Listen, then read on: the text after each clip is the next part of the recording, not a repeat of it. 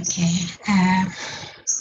Bismillahirrahmanirrahim. Assalamualaikum warahmatullahi wabarakatuh. Good afternoon, everyone. Warahmatullahi wabarakatuh. Okay.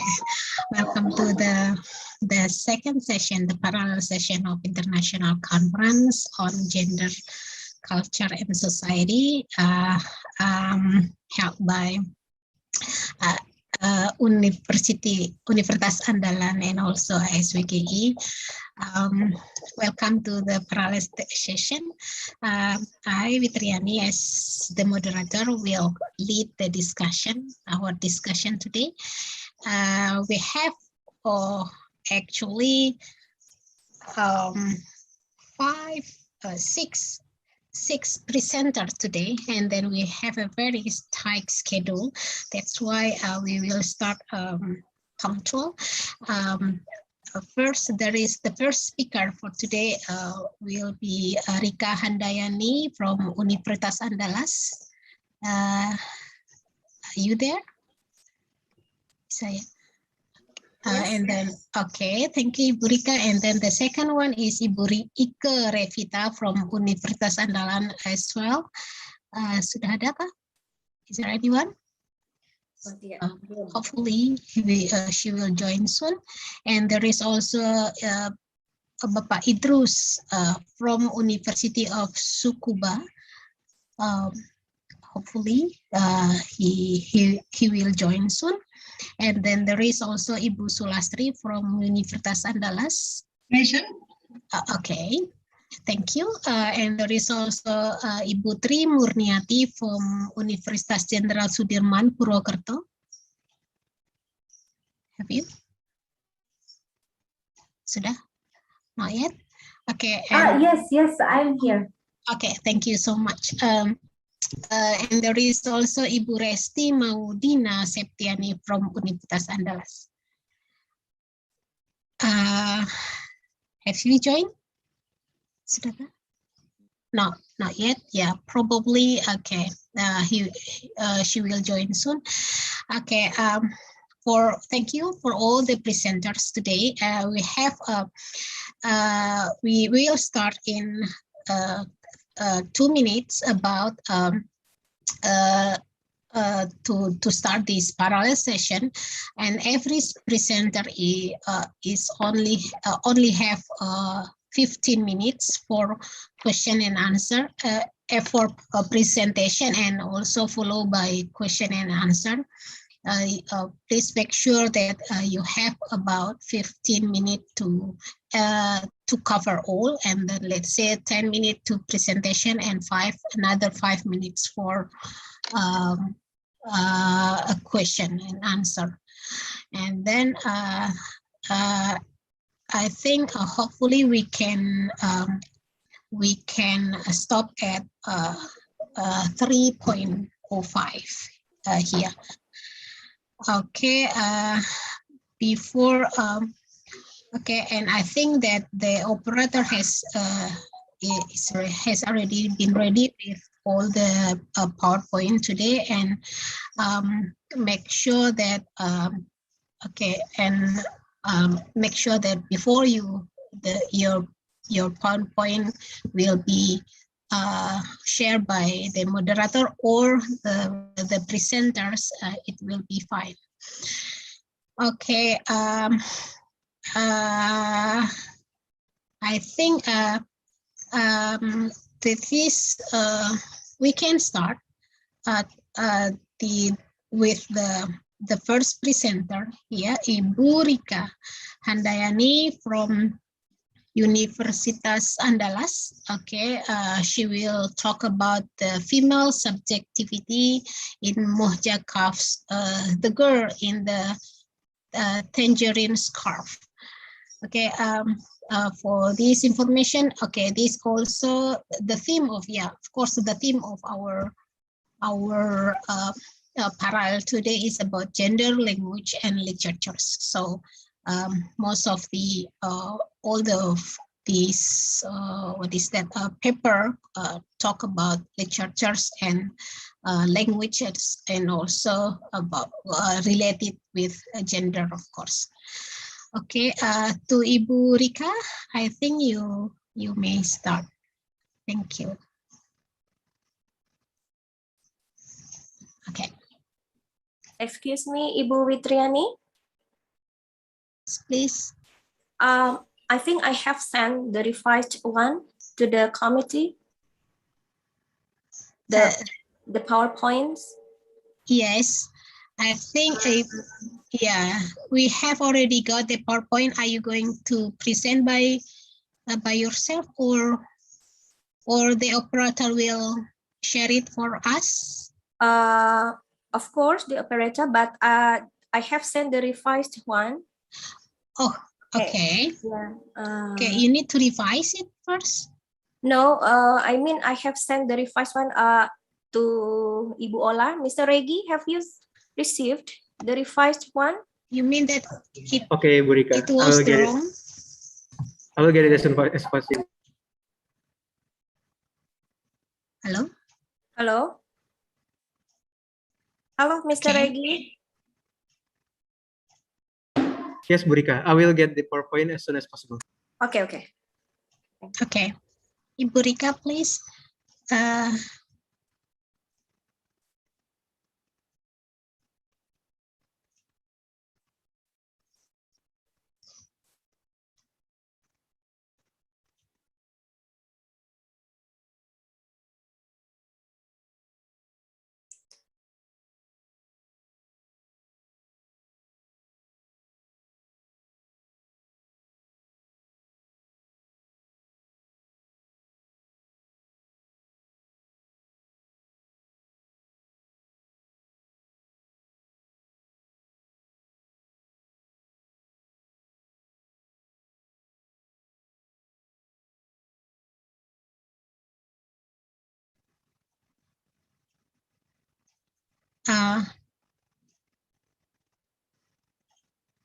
Okay. Thank you. So sorry, I need to turn off my camera because of the bandwidth is not good. Okay. Please welcome Ibu Rika. She's from Faculty of Humanities, Universitas of Andalas, and then she's going to talk about female subjectivity in Mukhja scarf, the girls in the tangerine scarf. Please, Ibu. Okay, thank you Bu Fitriani. Assalamualaikum warahmatullahi wabarakatuh. Bapak and Ibu, ladies and gentlemen, I would like to present my research. The title is Female Subjectivity in Mohjakafs, the Girl in the Tangerine Scarf. Next, please. Okay. The feminist movements have echoed the spirit of gender equality in many aspects, as you can see in politics, education, economic, social, and culture. However, some restrictions of women's freedom in voicing their thoughts still exist. The spirit of women in achieving gender equality is expressed through behaviors, attitudes, and ways of thinking that leads to subjectivity. In the feminist context, Whedon, as discussed by Suyan, states that subjectivity is the conscious and unconscious thoughts and emotions of the individual, her sense of herself, and her ways of understanding her relation to the world. Well, the issue of female subjectivity plays an important role in responding to the patriarchal system, as depicted in many media, including fiction and non-fictions. In this case, I will analyze the female subjectivity in a literary work, The Girl in the Tangerine Scarf, a novel written by Mohjakafs. Next, please. Well, ladies and gentlemen, you can see the cover of the novel, The Girl in the Tangerine Scarf. Well, this novel presents the life of a female character struggling in voicing her thoughts and responses to patriarchal system. The complexity of the main female character's life and experience is analyzed through the lens of feminism and subjectivity, as well as the socio-cultural context. The Girl in the Tangerine Scarf presents a story about a main female character, Kadra, who spends her life since childhood in America, especially in Indiana.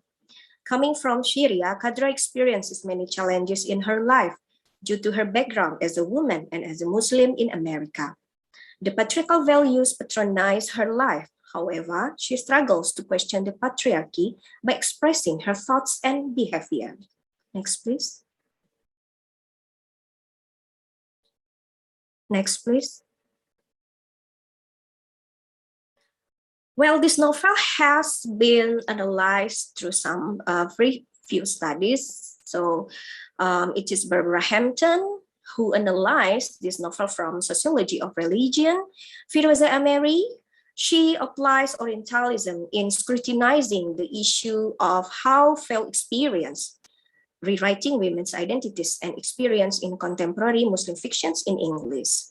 Meanwhile, Karen Pereira, by using diaspora theory, Marquez and Gonzalez analyzed Mojalkav's The Girl in the Tangled South seen through the hijab perspective. And next, you can see other studies. Mais Yusuf Akutami analyzes feminist resistance by using word term feminism.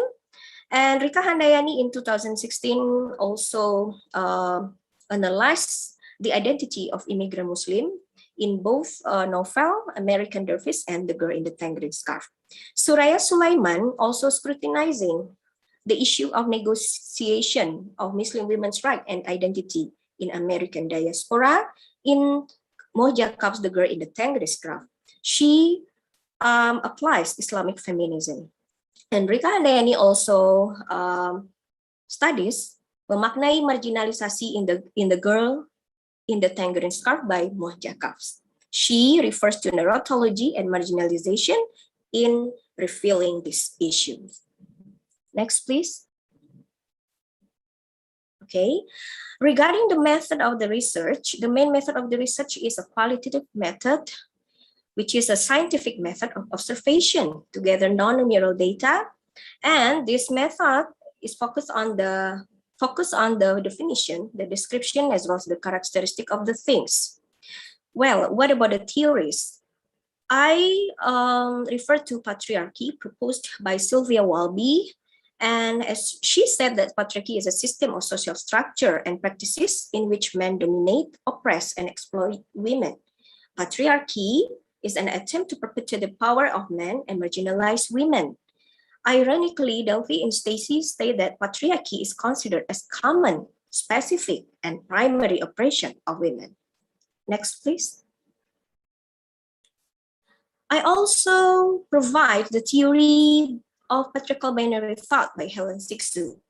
In her opinion, the feminist texts deconstruct the patriarchal binary thought that differ men and women. For example, like head and heart, father, mother, activity, passivity.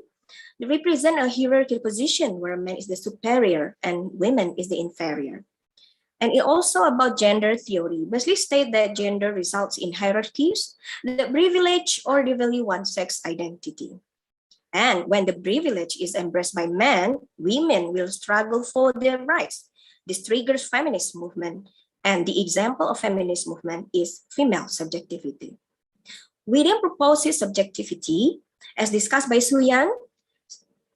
Whedon states that in feminist context, subjectivity is the conscious and unconscious thoughts and emotion of the individual, her sense of herself, and her ways of understanding her relation to the world.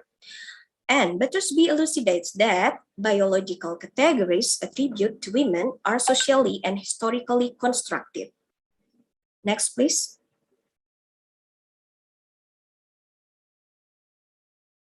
Next, okay. And for the result and discussion, I have 3 points: patriarchy in family, breaking female stereotypes, female subjectivity through being active and progressive individual.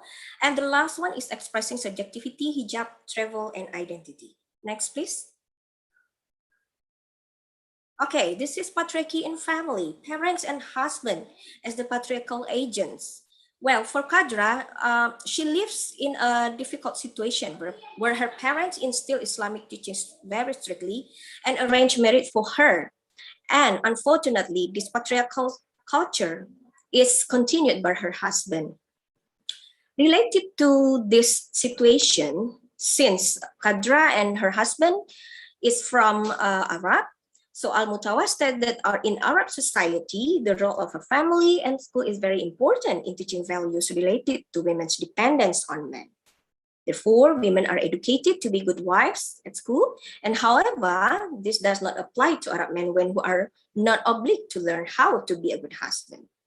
Well, the existence of women in society is considered as an entity that juxtaposed with men. And it is also stated by Beauvoir that man can think of himself without woman.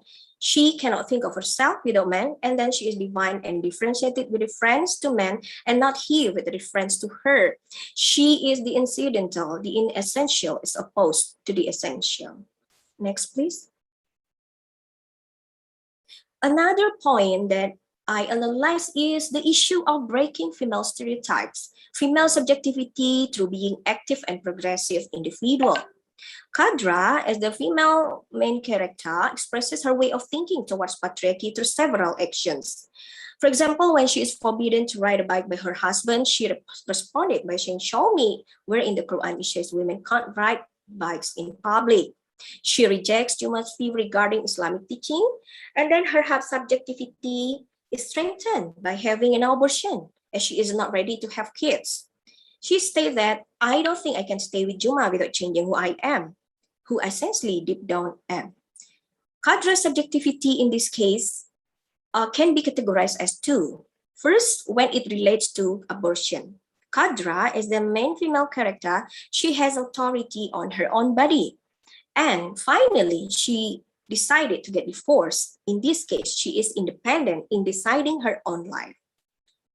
In this case, Kadra is differently depicted from Western views on Muslim women. Next, please. Okay, the green and the tangerine scarf also present an issue of progressivity of the main female character's way of thinking. Kadra has been raised in a strict Muslim family. However, she experiences changes on how Muslims and non-Muslim when she met her old friend Tayyiba. Ladies and gentlemen, you can see the conversation between Kadra and Tayyiba. And this we can see that how Kadra's openness to the disparity of views about being a Muslim shows her progressivity. Next, please. The last point is expressing subjectivity, hijab, travel, and identity. In the novel, Kadra is depicted traveling to Syria, her hometown. In Syria, she met a poet that changed her perception toward hijab. We can see from the conversation between Kadra and the poet.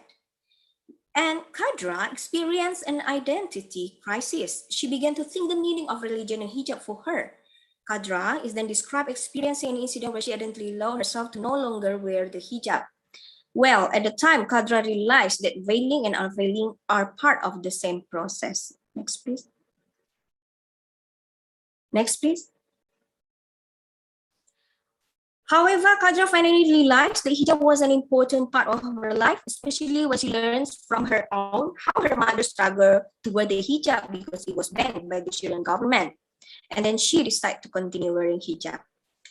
Her subjectivity is described then through negotiation. When she continues to wear hijab with the new color, and it is different from when she was in Indiana, the dark hijab.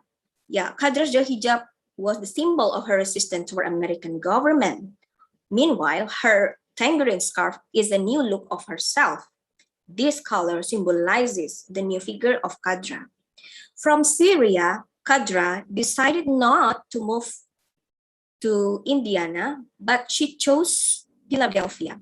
For her, Philadelphia is a big city where she knew no one. Then she'd make it and own her own, carve out a life that would manifest gratitude and modesty and love. Virginia Woolf, in her A Room of One's Own, stated that women need a place to design their lives beyond patriarchal atmosphere. And in this case, for Kadra, Philadelphia is a room where she is free from her family's intervention and construct her subjectivity. She starts making friends from different religious backgrounds and respect the perspective on Muslim women. Next, please. Okay, Kadra with the new self is not only represented by the change in the color of hijab, but also through her travel to Syria. And then this is in accordance with what was articulated by Pierce and Stacy, as discussed by Priyatna. The travel is a symbol of the transformation of the old self into a new self.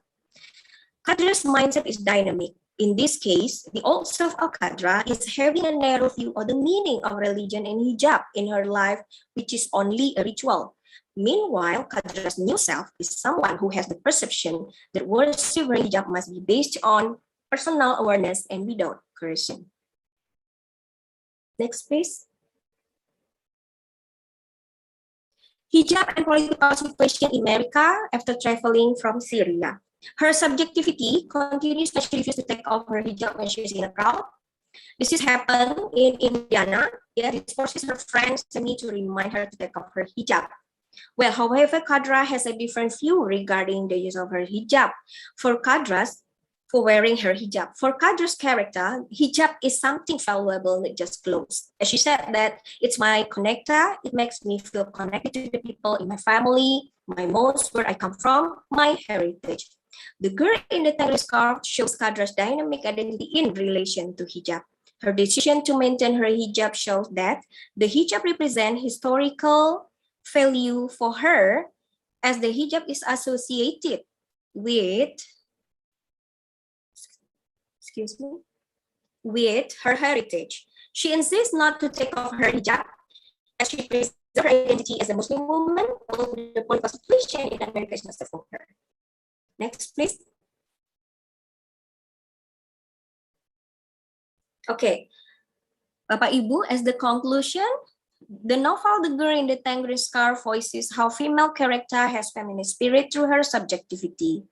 Kadra, as the main female character, demonstrates a feminine spirit in responding to patriarchal culture, and the effort can be seen from her behavior, her resistances and negotiation in questioning patriarchy, her ways of thinking, behaviors, and thought, her forms of subjectivity that always be an unfinished process due to her identity. She creates her own rule and has the authority of her own life and her own body. Kadra is not only a woman. Kadra is also a Muslim woman living in a diverse atmosphere. Next, please.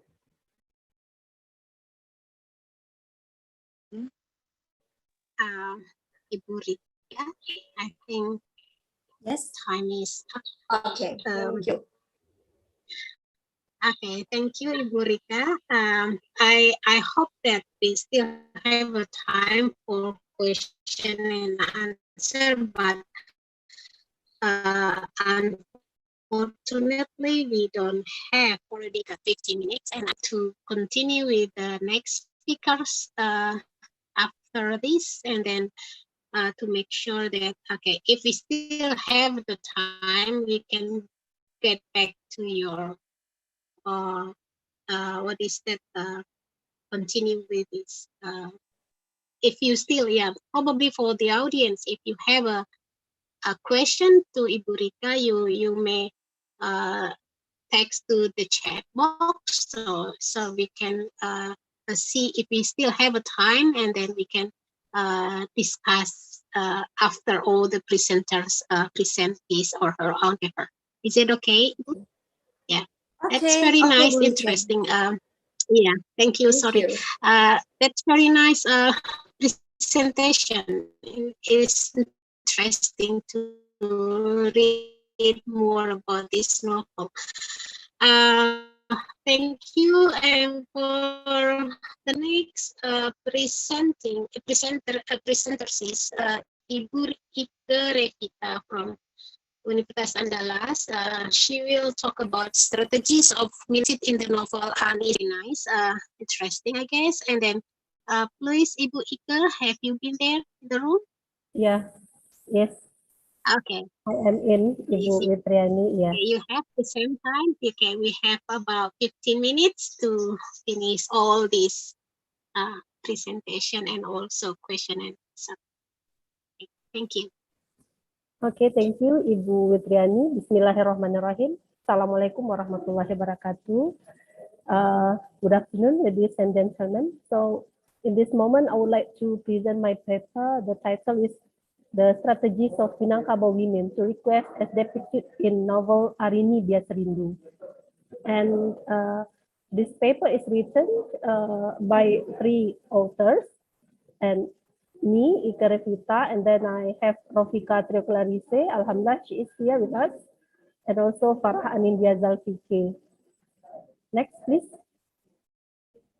And there are some backgrounds why I am interested to run the research related to this, and also why this paper becomes an article, and I think it is still a simple article, and I need some input from the audience here, whether to make the paper getting better. Everybody knows that, and we as the women sometimes realize and even sometimes implement that women are generally expected to be more polite. This is indicated by many mothers, many people. They try to teach their children, especially girls, to be more polite than others.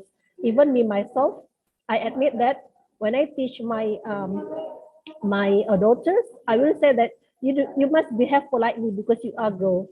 But it is quite different treatment for my my son. And what about the one way of having communication in which it is from linguistic point of view, it is called as request. So request is a kind of action in which the hearers is imposed to do something. In the request, the hearers are expected to do things based on the utterances of the speaker.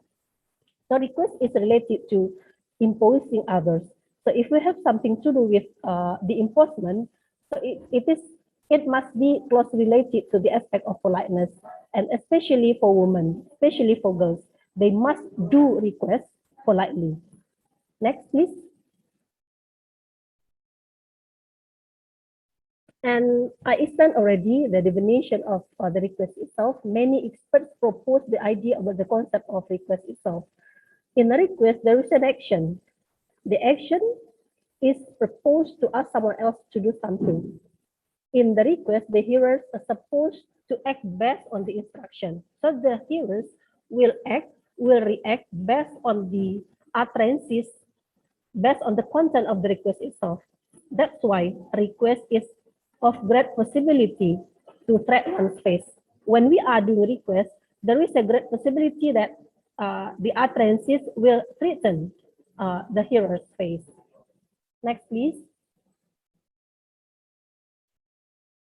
And that's why I quite often state that requests must be carefully done. Requests must be carefully done, otherwise others will be threatened. One's face will be threatened. Others will be inconvenienced if we are not doing requests properly. Next. And what I'm going to explain is how the female characters in a novel Arini Bias Rindu do requests. So Arini Bias Rindu, next please. Arini Bias Rindu is a kind of one bestseller written by Naya R. It is talking about a girl who has to marry his uncle's son, and they are not in love with each other, but they have to get married. So as a wife, that girl, that woman, trying to behave as a woman commonly. She is trying to be a good wife for her husband, even though she firstly did not love her husband. But she did realize that as a wife, she must behave what a wife is supposed to be. Next, please. And this is the research method. The data is from Arini Bias Rindu, and then I collected the data by having observational method with note-taking technique and interview. So I interviewed some Minangkabau female, and I also interviewed Bundo Kanduang. related to what a wife and what a Minangkabau woman is supposed to do. And also, I used the theory of speech act and Katona Nampe to analyze the data. Katona Nampe is a kind of rule of speaking of Minangkabau women when they are speaking. Sorry, not only Minangkabau women, but Katona Nampe is a rule of speaking of Minangkabau people to speak. So Katona Nampe is a kind of guidance for Minangkabau people to speak. And the result of the analysis is descriptively presented. Next, please. Next, please. Here is the finding. So based on the analysis, I found 3 strategies used by the female character in the novel Arini Bias Rindu when they are doing requests. The first one is asking, and then I found informing, offering also, questioning, and giving alternative. Here are some examples of the data of the request. And I think we can go on to the next slide, please. The next slide, please. Okay. And this is the discussion. Among the 5 findings of the request strategy used by a female character in the novel Arini Bias Rindu, I found asking is mostly used by the character here. And the smallest percentage is informing. So meanwhile, offering, so we are offering 10% and giving alternative 8% and questioning 20%. Informing is the most dominant strategy used by Minangkabau women when they are doing requests. Why? What is the implication behind the highest frequency of the request strategy of informing used by the character here? Next, please. The implication is that, next, please. The implication is that based on the concept proposed by Errington in his book Manner and Meaning in West Sumatra, Errington is an anthropologist from America. He stated that Minangkabau people tend to speak indirectly. Minangkabau people tend to speak implicitly. And this is, of course, also occurred to Minangkabau women, in which there is a tendency for Minangkabau women to speak indirectly. This is also closely related to the aspect of Nanampe itself. Minangkabau is identical with the concept of Nanampe. That Nanampe is raso, pareso, malu, and sopan, feeling, controlling, shameless, and politeness. So those who do not own this Nanampe, so they can be categorized as non-Minangkabau if we relate it to the concept of Nanampe itself. And this also occurs to Minangkabau women when they are doing requests, in which the tendency to speak indirectly and also the concept of Nanampe as well as Kato Nanampe itself, this makes Minangkabau women tend to use informing instead of other strategies when they are doing requests. I think that's all my presentation. Next, please. Thank you. Thank you, Bu Witriani. Assalamualaikum warahmatullahi wabarakatuh. Okay, that's very nice, Ibu. Okay, we still have several minutes, 5 minutes, I think, for this. Okay, for question, is there anyone who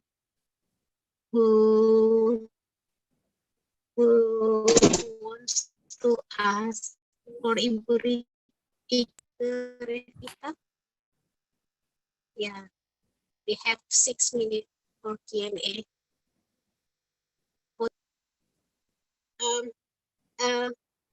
Probably, if not, probably can I have a question? That's Ibu. Is there anyone? No. Okay, you may raise your hand. Pak Idrus, are you raising hand, Pak? Pak Idrus. Okay.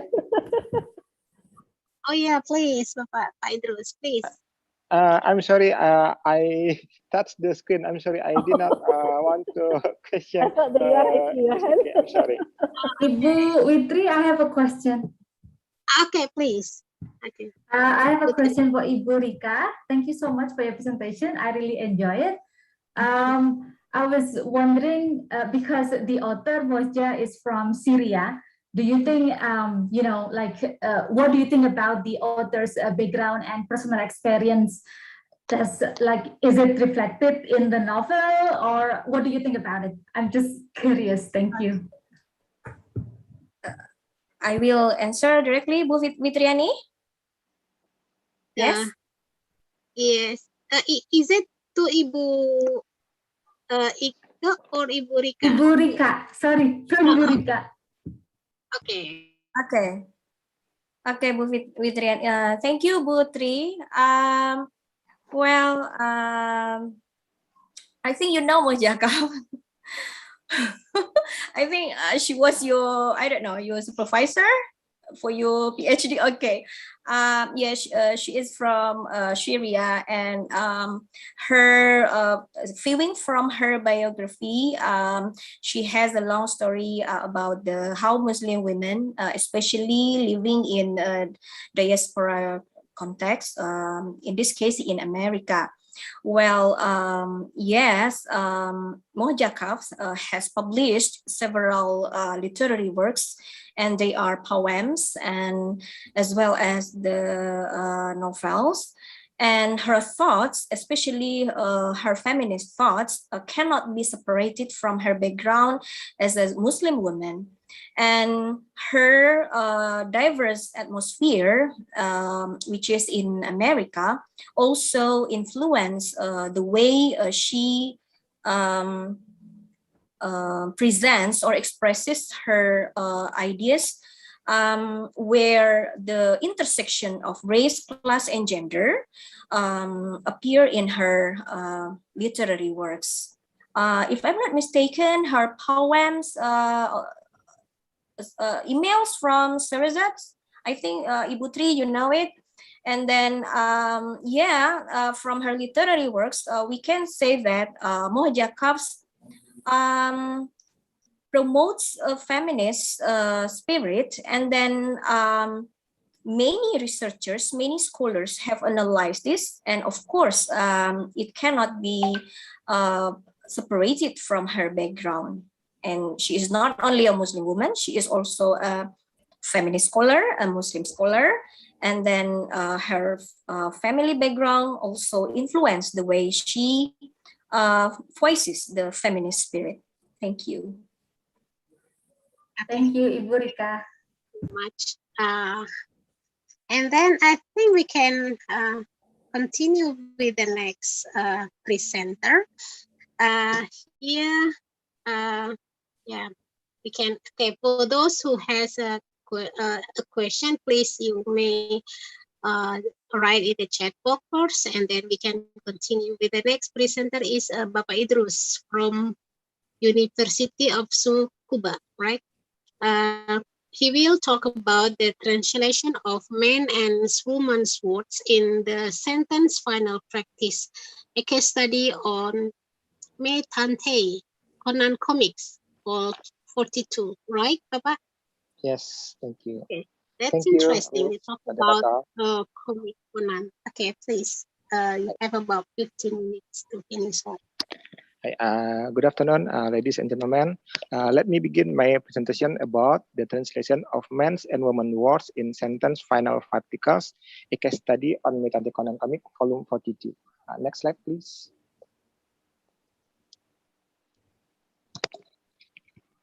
Okay, next slide, please. Okay, according to Newmark, translation is rendering the meaning of a text into another language in the way the author intended the text. It means that the text written meaning, the implication meaning contained in the text must also translate. The text is various. Text in formal language, text in informal language, male speakers speak text and female speakers speak text. In language and gender research, it has commonly claimed that women language are not the same as men. Women generally speak more politely, indirectly, and cooperatively and use more standard linguistic forms and prescriptively correct grammar than men. Meyerhoff also stated that women are more likely to use standard and more varied language than men. The language of women can distinguish from the language of men. The language that clearly distinguishes the women language and men language is Japanese. Women language is a style of speech peculiar to women in the uses of particular vocabularies to style and pronunciation. In contemporary speech, it is also observed in the use of prefix o, the sentence final particle such as yo and wa, and in the area of vocabulary and pronunciation. Based on the definition of woman language above, Japanese variable that could distinguish between women's and men's language is sentence final particles. In a way, state that sentence final particles recognized as one of the most salient linguistic elements associated with woman language. Sentence final particles are formal linguistic unit most systematically linked to and normalized by the prevailing Japanese gender ideology. Next slide, please. Sakuma says that the sentence final particle appears at the end of a sentence to express the speaker attitude toward the listener and plays a significant role in Japanese to establish a natural conversation.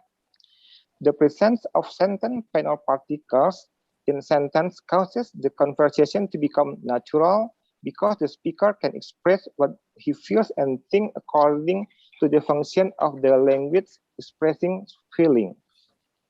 Sentence final particle is part of the petty categories that can be at the beginning, middle, or end of the sentence.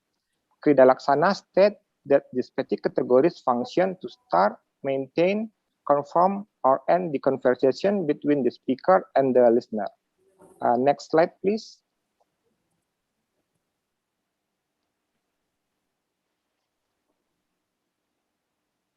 Okay. Some research on translating comic into Indonesian has been conducted, including Wijaya and Salim. They examined and discussed the differences between two Indonesian translations of the Doraemon comic series commissioned and published by Alex Media Computindo in the early 1990s and the early 2010s. Meanwhile, Pati Nasarani examined the translation of petty categories from German to Indonesia. This research is motivated by the difficulties faced by students in translating these petty categories because the use and function did not teach in detail to students. There has been no research on translating the Japanese sentence final particle into Indonesian that women or men use in comic. The frequency of the appearance of sentence final particle in conversation is persistent, making it difficult to have a conversation without the sentence final particle. Therefore, this study will hold how sentence final particle used by women and men in comics translated from Japanese to Indonesian. Next slide, please. This study use is a mix of quantitative and qualitative method, but in today's presentation, focus on quantitative methods.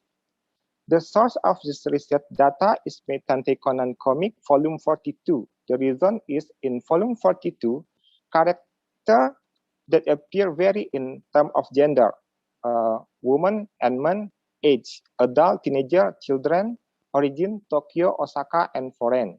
The data was obtained by reading the Japanese version of Volume 42 carefully, then the dialogue containing sentence final particle was marked. The data is a conversation at the end of the sentence. Sentence final particles commonly used by men, namely ze, zo, sa, and na, and conversation in sentence final particles wa, kasira, yo, and ne, commonly used by women. After the conversation ending with sentence final particles commonly used by women and men is marked, analyzed, and the function and meaning of sentence final particles then compare with the Indonesian version of the dialogue to find out how sentence final particles translate. Next slide, please.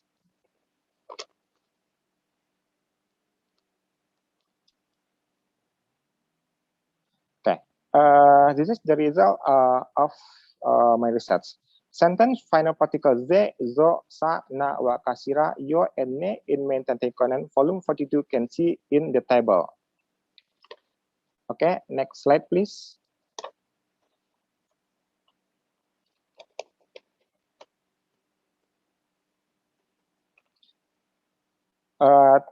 Table 2 show that only 8.04% of sentence final particle used by men translated into Indonesian, and the remaining 91.96 is not. One exciting thing about sentence final particle that men use from Japanese to Indonesian is that the sentence final particle is different in Japanese, namely na, zo, yona can translate into the same word in Indonesia.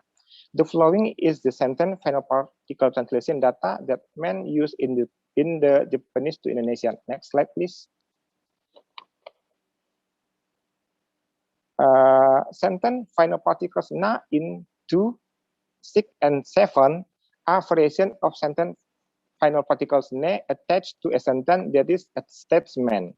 Sentence final particles na used to seek approval from the listener. Sentence final particle zo in 5 is used to remind listener. Sentence final particle yo in 7 sticking to the sentence with its statement. Sentence final particle combined yo na in 7 request approval from the listener for the statement submitted.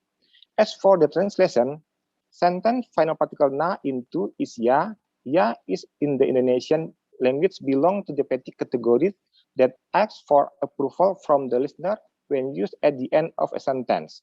In 6, sentence final particle na translate to kan. Kan is a short form of petty categories bukan that confirm the proof.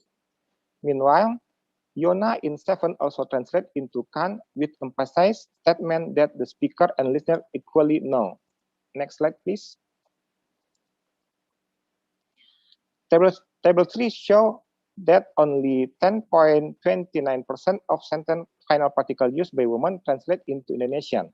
The remaining 89.71 is not. The sentence final particle translate used by women found that the translation of sentence final particle kasira become itu, a demonstrative word.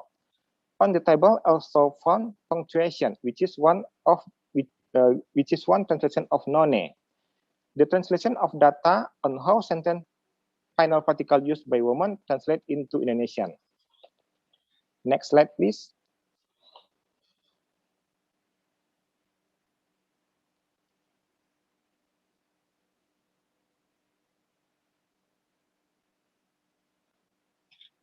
Sentence final particle kasira in 8 is a sentence final particle used by women because it contains a friendly and feminine impression at the end of the sentence when asking the listener.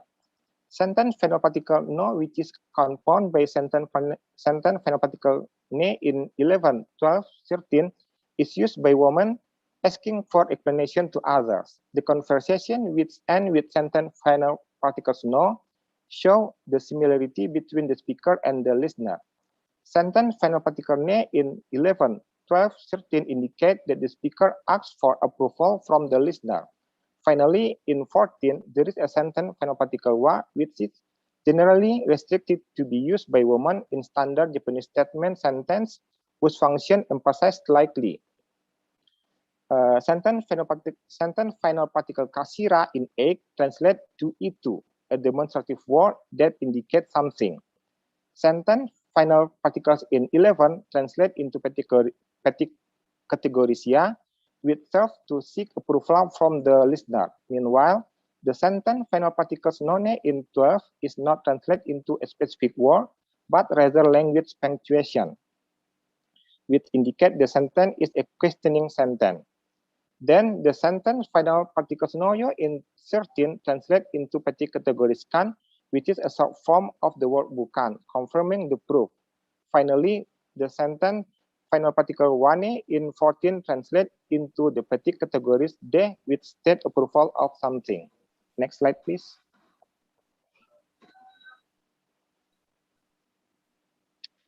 In Japanese, sentence final particle mark whether the language used by men and women.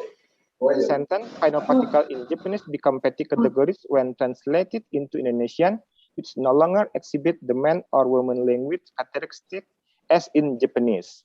Untranslated sentence final particle percentage are large enough that more research is needed to find out why so many of the sentence final particle of the Japanese sentence did not translate into Indonesian.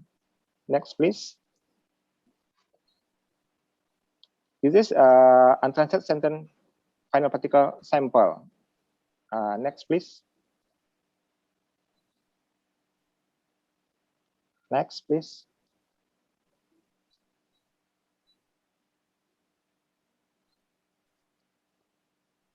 Next, please. Okay. Okay. This is the ending of my presentation. Thank you. Okay, thank you so much, Papa Idrus. That's very nice how you translate the comics from Japanese to Indonesia, right? To see man and woman language.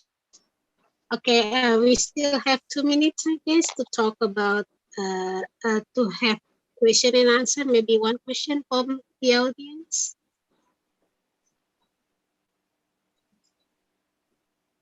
No?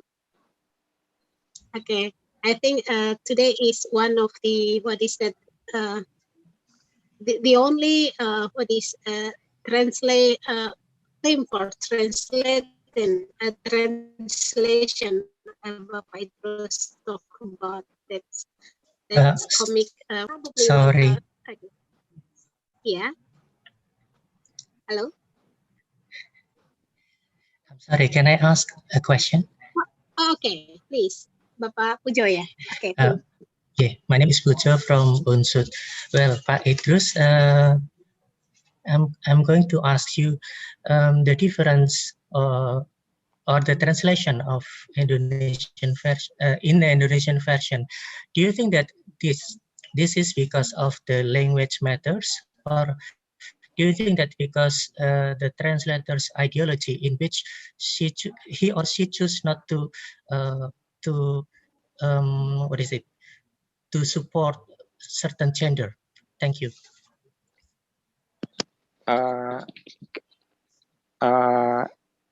Directly answer, Ms. Moderator. Yes. Okay. Make it short.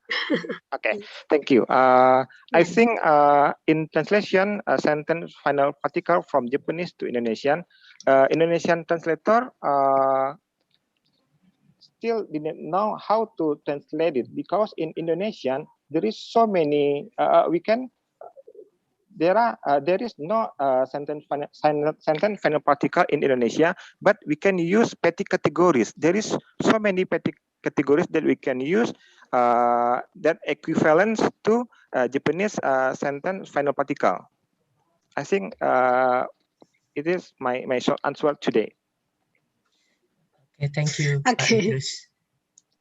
Thank you so much, Pak Idrus. Okay, now, ladies and gentlemen, we come to the next presenter for this afternoon. Okay, here there is Ibu Sulastri from Universitas Andalas. Okay, she will talk about posting resistant maintaining.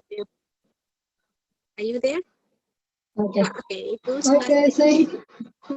She's going to talk about posting resistant maintaining male arrogance in the short story of Guru Serigala, a feminist study. Please, Ibu, presentation and all. Okay, thank you, Ibu Fitriani. Assalamualaikum warahmatullahi wabarakatuh. Bapak Ibu, good afternoon.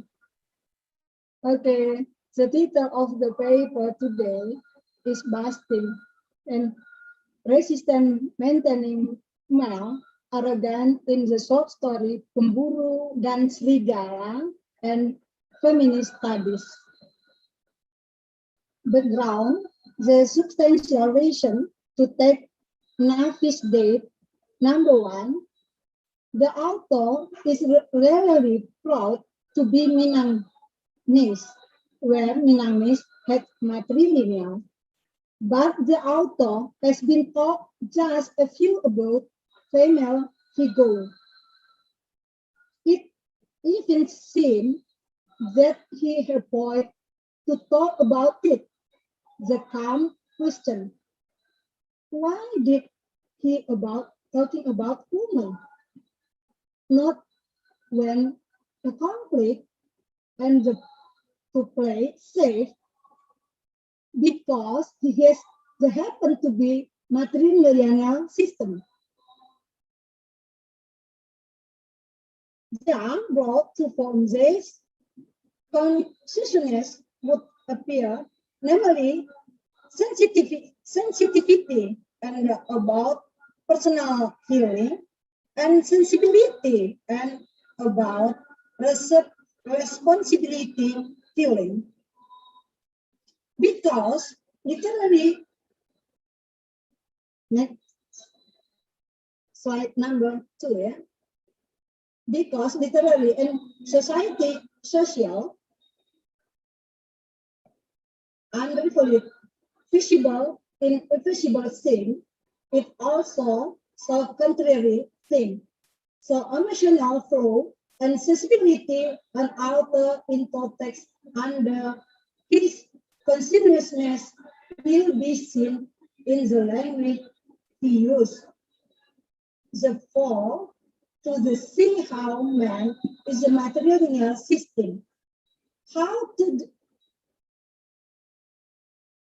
he produces the truth and how he before his sensibility and sensitive into problem on the society in the text Pemburu dan Serigala is show man as hunter that really strong, feel safe because he won a wolf. So it's a fight between a hunter and a wolf. This is racial and to authority and the symbol to authority and the power. It look balanced. How a man when the touch with woman. So the right study in the use by Simon behavior in the studies of feminist existentialism. In the discussion, we can see hunter facing a wolf. How sensibility of a hunter on sensitive on a wolf. If both cognition and subject and object, who is the real controlling and who is being controlling. This subject and object is back and forth. When is it subject is controlling, object is being controlled. When object is controlling, subject is being controlled. So both the Z code see on the text for plural. It means that the hunter and wolf is discrete and there where things could be seen when the hunter in plurally organ that would control and the wolf. But wolf is its soul is under two. It could be seen is a symbol and man ideology, arrogant and ambitious. Era being transformed into under show. There are two problems. There is public area and private area.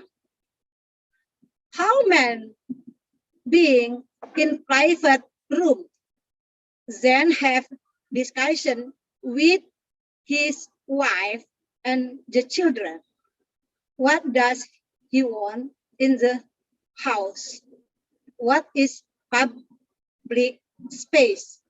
Is could be seen in the novel he want to make a lead to his child, and he is strong hunter, ambitious, good hunter, ulung, the one who always wins.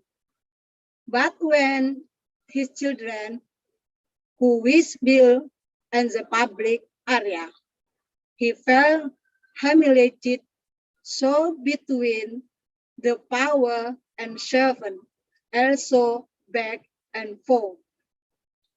So there is back for Aragon between tell a story is power. He said that hunting is a pleasure for him, but also willingness for wolf to win over the hunter. In the novel, it seems the sensibility is really difficult and ambitious in the Z space. The father, mother, and children, when seeing the dead, is a really good hunter, but a next only, strip on next. Yeah. The children don't know that this story is a lie. The lie about a good hunter is a counter by his children and his wife. Is it true and that you are good hunter? I am good hunter. I am my story, but when I am basting in the is different, making a lie or make it to his family. But basting is not done his other room. So he's still good hunter. But our area irony transformation, the identity of the man is a column. His identity as a story make and basting one in front of the people is a man strategy. Meaning man must make a lie story and basting to make his pride and confidence growth.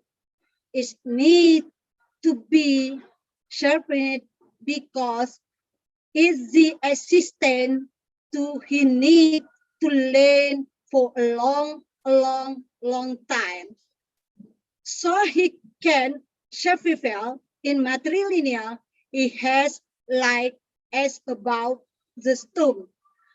The hunting process will take a long time because it's nothing a wolf only, but he was hunting a hunter also that. Thank you very much.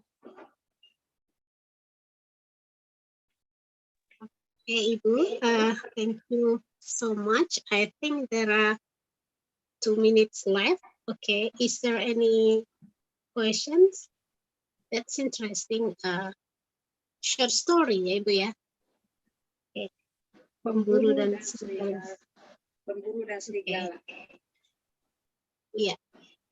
Is there anyone who want to ask things? Okay. If not, okay. We still maybe if you need a question, you may write in the chat box. After all the presenter present his paper, okay, we can continue to the chat box if there is still questions. Okay, thank you so much, Ibu Sulastri. Thank you. Thank you.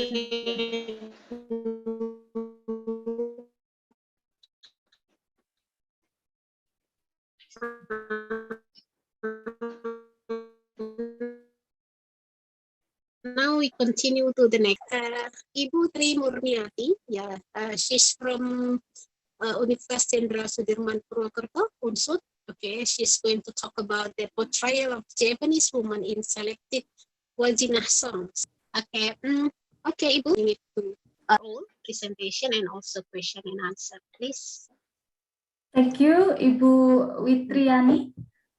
Okay, good afternoon, Bapak Ibu. Assalamualaikum warahmatullahi wabarakatuh. My name is Tri Murniati. I'm here with my colleague, Pak Hedri and Pak Pujo. They are also here, so we are in one team. We're going to present an article titled "The Portrayal of Japanese Women in Waljina's Selected Song, a Hermeneutic Study." Next, please.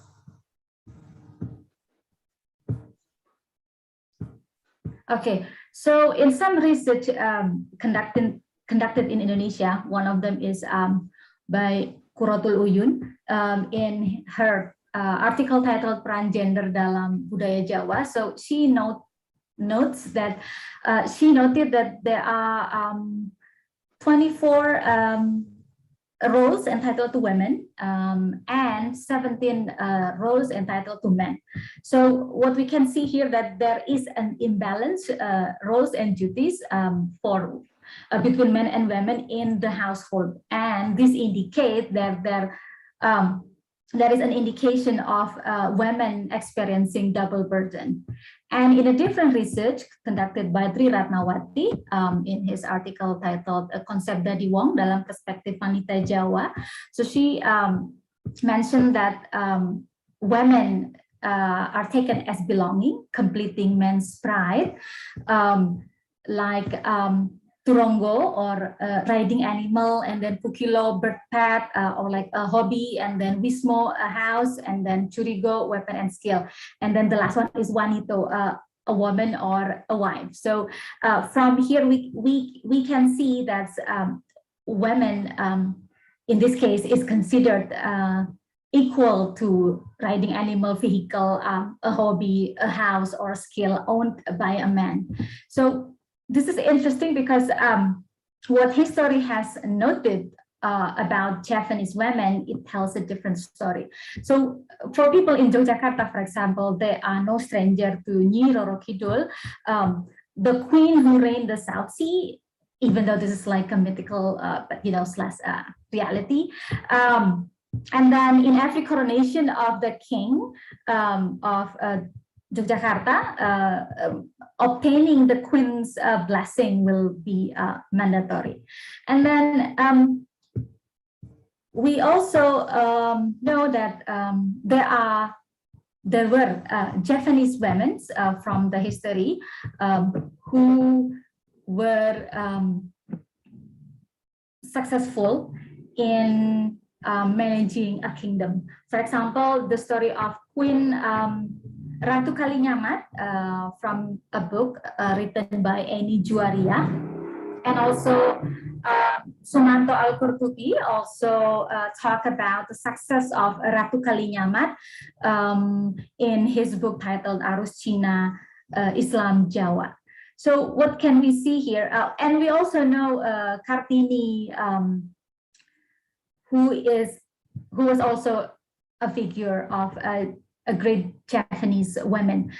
These bring us to the next level. So what about the cultural product? How, like a song lyric, for example, like a song, what about them in pop culture? Like how do this cultural product portray Japanese women? So we have one main question that is, so we picked Waljina. Her song were popular, and then our main question is how do this song, the selected song from Waljina, can portray, can talk about Japanese women, right? And then in the Japanese society, Japanese women live bound to their culture. And then Tri Randawati also suggests that the life orientation of Japanese woman is not only having a successful life for herself, but also in a wider surrounding, in a wider reality. Sorry, can you go back to the first slide? The previous slide, please. Yeah, okay, thank you. So it should be a complete and comprehensive amalgamation of material, physical, morality, religion, and psychological dimensions. So there are so many dimensions attached in a Japanese woman. So therefore, to be a Japanese woman is to be a figure who understands and is able or like expected to apply what's so-called unggah-ungguh or a Japanese culture principle. So within these traits, a Japanese woman is oftentimes they are oftentimes seen or constructed as subordinates. And because of the strong patriarchal orientation in Japanese culture, this leads Japanese women to be shaped to serve men's interests. Okay, so in most cases, or women are positioned as submissive without freedom or independence. Next, please.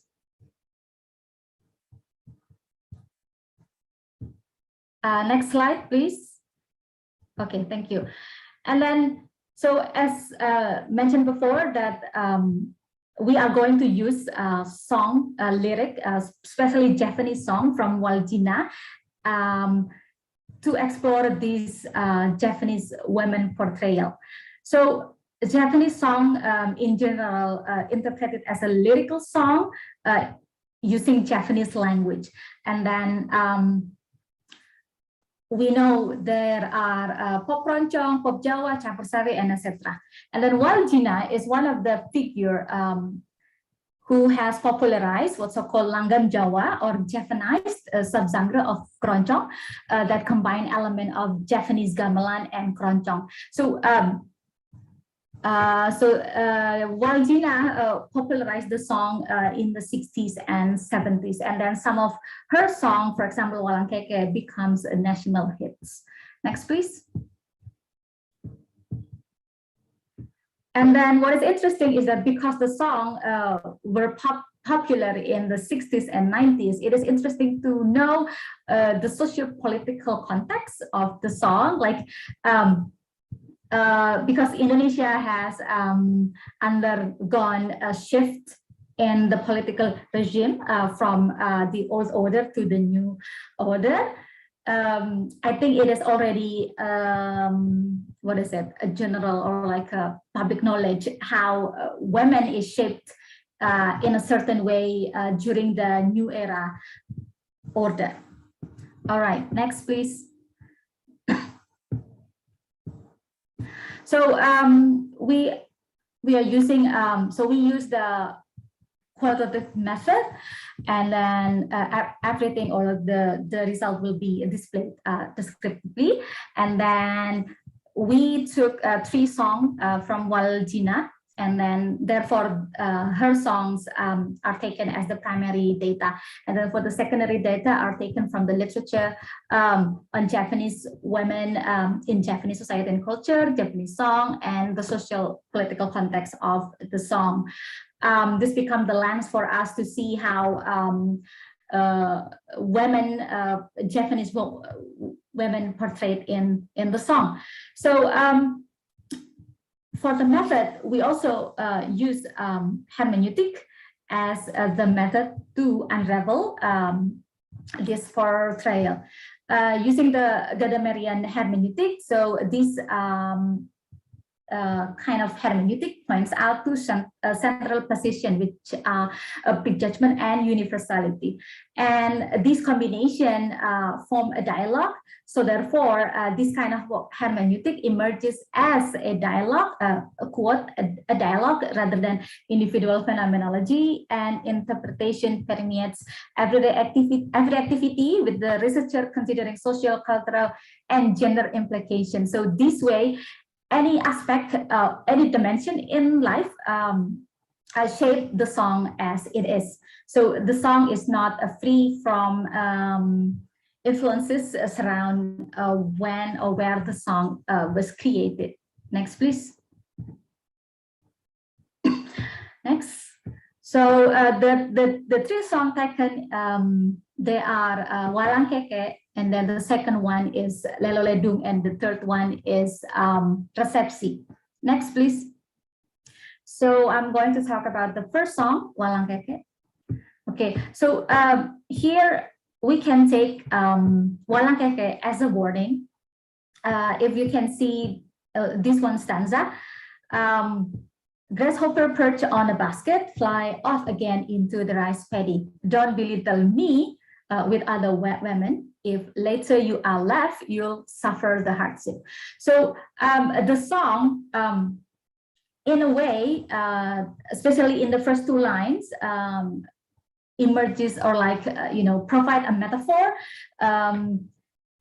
Take man and grasshopper as sharing similarity of wandering around. While the next two lines, it gives us a warning that men should not undermine women, because without women, men will suffer. So there's a sense of a power owned by women in this lyric. And then this potential that women is also strong. So do not belittle women. And then this is resonate well with the view of Japanese women as Kanchawinki, who has the duty of taking care of the domestic chores. And because these kind of chores is usually managed by women, most men might or like find them not accustomed to managing the house. So that in the case, for example, for a widower, for example, they tend to remarry in a shorter time rather compared with a widow, because usually men are like, oh, okay, we can take in the case of a domestic worker, women, the domestic worker, for example. So the left behind husband usually will find a caretaker, another woman to take care of the kids, for example, or the house. So this is not like the adjustment for them to switch to the domestic role is difficult, but this is a different with a left behind wife, like when the husband is going abroad, and then she can also manage, like she can be the breadwinner and also be the one who take care of the house. Okay, so this song resonates well with the reality. Next, please. And then the next stanza, grasshopper with grasshopper lands on the ground. If you want me, you can follow me. If you accept this, then I say you must take care of the house.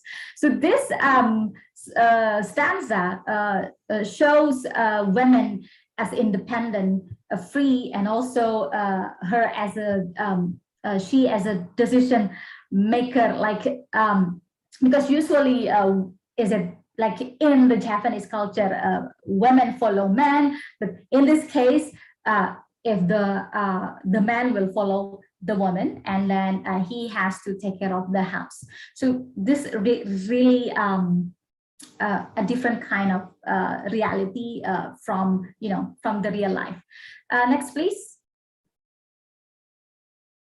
So we go on to the next song called Lelo Ledung. So in general, this song is a lullaby for kids.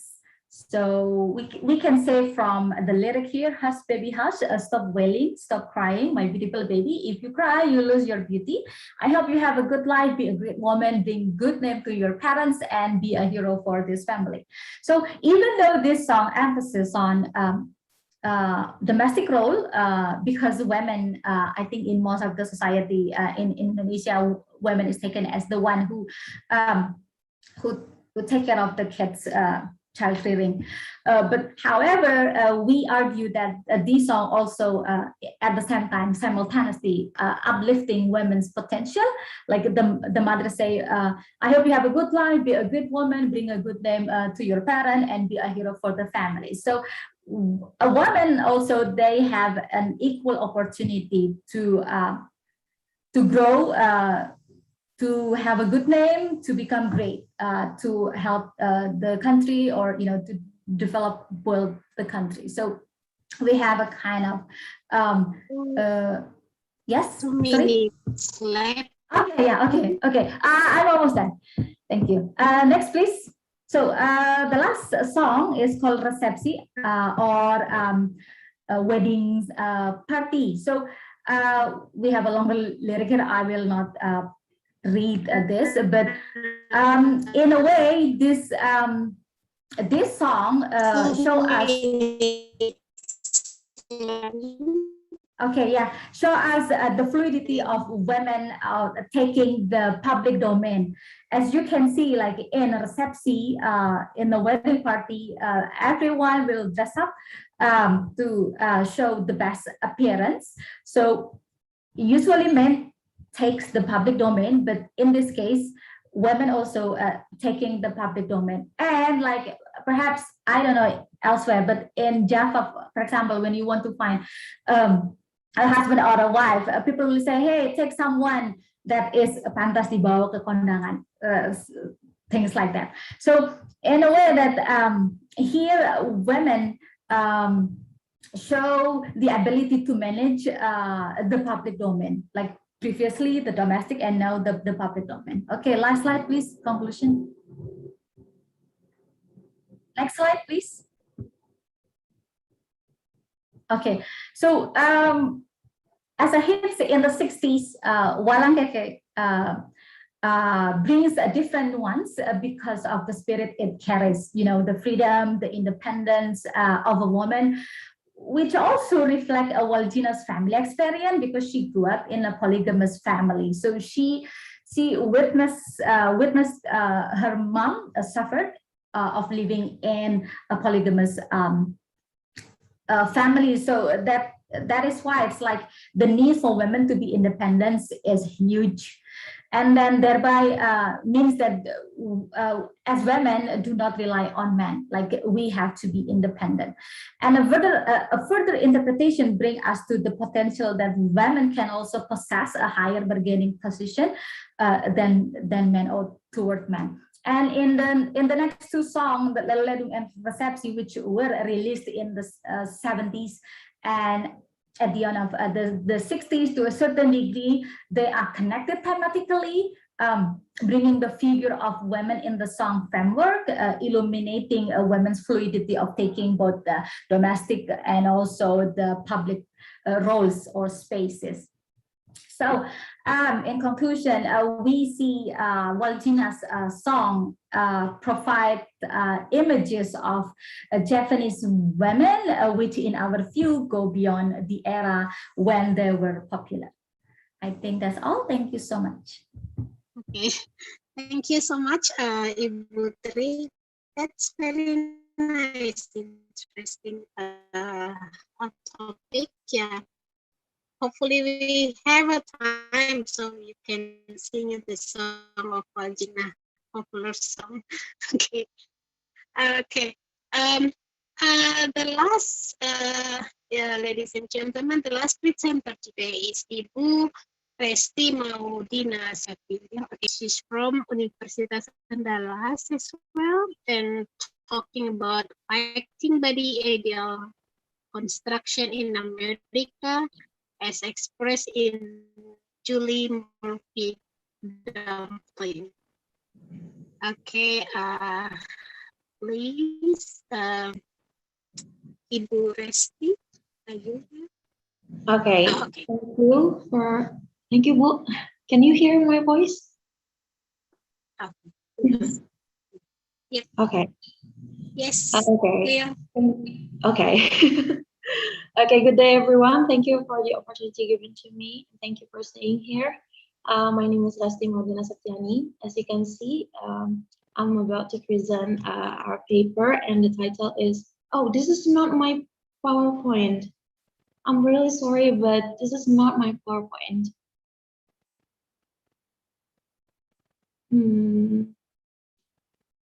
Is that the wrong PowerPoint? No, that's not my PowerPoint. The title should be Fighting by the Ideal Construction in America as expressed in Julie Murphy's template. Fighting by the ideal. Sorry, Bu Resti, can you resend the PowerPoint to the chat box, please? Oh, okay. Sorry. Can I just send it to WhatsApp? Because I use different gadget though. Okay.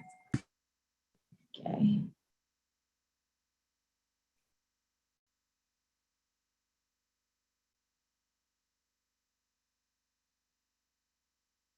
I'm really sorry. I sent it to our group, so if you don't mind, I don't know.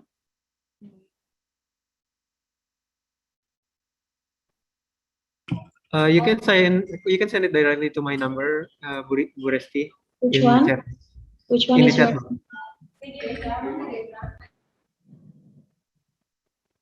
No, it's okay, Bu Resti. I already got it. Yeah, because I sent it to our groups.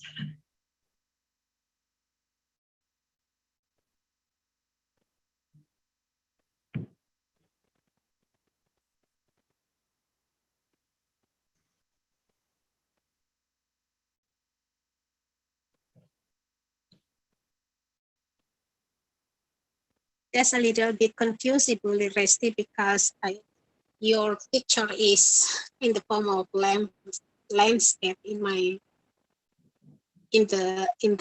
room. I don't know. Maybe that's the first time I sent it. Maybe the second Google form is the correct PowerPoint. No, just your Share. picture here. Okay. Yeah, okay. Yeah. Okay. Continue. You may. Oh my God. Thank you, though. Thank you so much. So thank you for the opportunity given to me. Yeah, after to book, my name is Rosamondina Satyani, and this is our research paper, and the title, as you can see, Fighting by the Ideal Construction in America as expressed in Julie Murphy's template. Next, please. Next, please. Yep. Okay. So this paper is intended to find Julie Murphy's worldview, and the object is obviously Julie Murphy's literary work entitled Dumpling, and it was first published in 2015 and has been adapted into Netflix series and had been translated into several languages as well, and has gained several awards. And then to figure out Julie Murphy's worldview, Lucian Boltzmann theories of general structuralism is used. And as his formula suggests, the method will be dialectical method. So the techniques will be presenting first a model of novel structure and then a model of social structure, and then we can do the dialectical process of both structures. Next, please. Okay. Dialectical method is used to comprehend the novel. We need to see the mental structure that built the novel and how the author tried to modify the dominant perspective as a mental structure. Thus, external data is needed to see the genesis of this mental structure and how both are homolog. This can be achieved through deep analysis of its characters, relation, and social effects. Thus, novel structure is built first, as I mentioned before, and then the social structure, and then the dialectical process to find the author worldview. Next, please. Okay. After conducting the research, it is found that this novel is constructed by two social groups that oppose, and sorry, it's supposed to be the previous one. The next one. Next one, please. Yep, this one. Okay. So it's constructed by two social groups that oppose and defend the body ideal construction. The character's position can be seen through its relation. So for instance, Willowden's mother tries to force Willowdene to be on diet just like she is because she's one of the judges of the beauty contest, and then she also accuses Willowdene consuming junk food, as she believes big size body is strongly related to over consuming greasy food. She even said that Willowdene cannot be happy as long as she still has big size body. So we can see her position as part of social group who tries to defend or retain the body ideal construction. On the other side, Willowdene denies what society believes, that big size body is always related to greasy food consumption, and she even entered the beauty pageant to prove that she deserved to be the contestant and doesn't necessarily to have ideal body to be the contestant. Next, please. Okay. By looking at the social facts since long time ago, religions such as Christian, Protestant, Catholics, or Baptism have related the big size body to 2 of 7 deadly sins, which are sloth and gluttony, and even further to failure of self control and immoral action. And this is the genesis of the ideal body construction. By looking at the long fluctuation from the shift in the Renaissance era of body to ballet era of Balanchine look or anorexic look, that has always been enforced until it is believed as normal and true. It is enforced indirectly through many platforms with millions of views, such as beauty pageant, who demand contestants to have ideal body to pass the selection process. This triggers protests. Thus, in 1967, there's a beach demonstration on Central Park, New York. 500 people demonstrated demanding equality for all body size. And in 1969, National Association to Advance Fat Acceptance, or NAAFA, was established.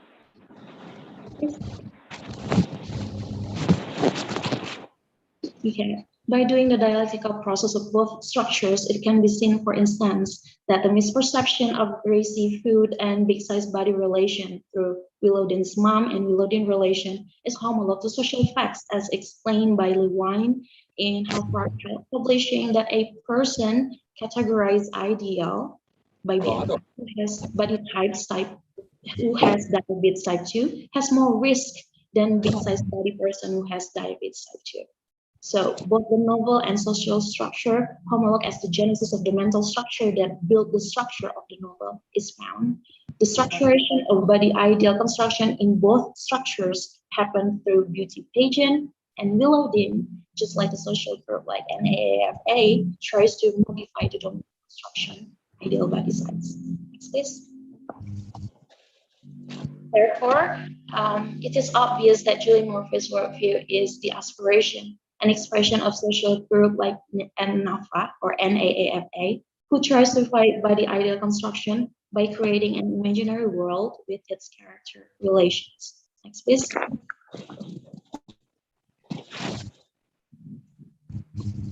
Okay, so as I mentioned before, we get to know that the genesis of this social construction is the religion. So this issue cannot be taken for granted because the genesis itself started by what people believe, something absolute like religion, and it has been exposed massively through something that gained millions of views, such as beauty pageant, and we believe that as normal and true.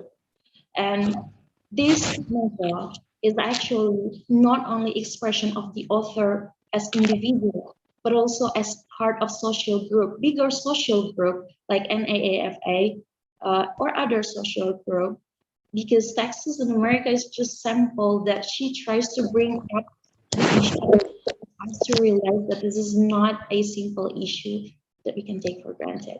That's all. Thank you for your attention.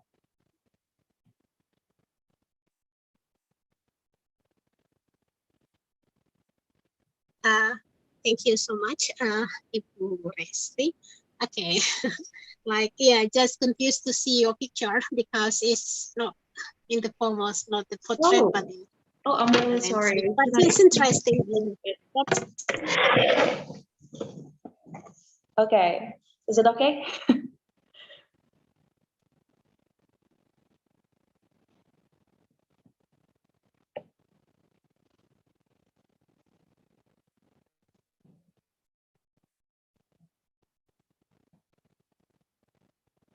Is the camera okay?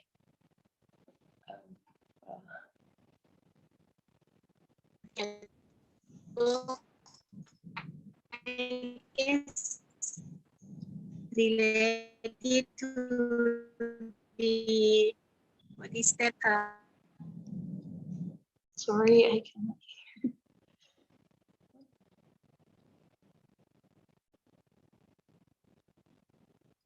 Bu Witriani, we can't Hello? hear your question.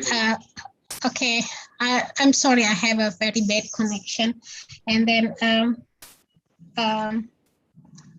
is there any question so far?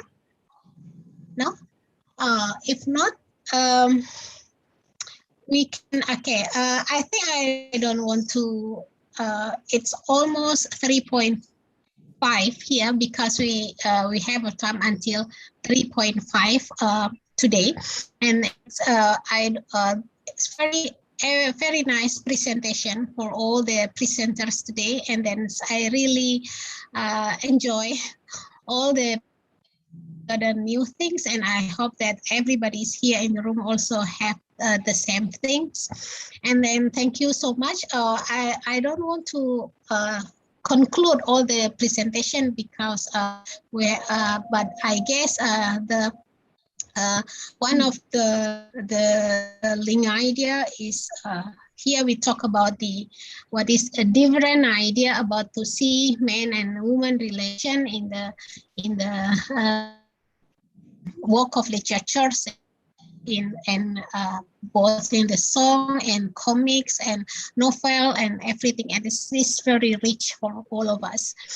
And thank you so much for all the presenters for a nice presentation today. And then I think we can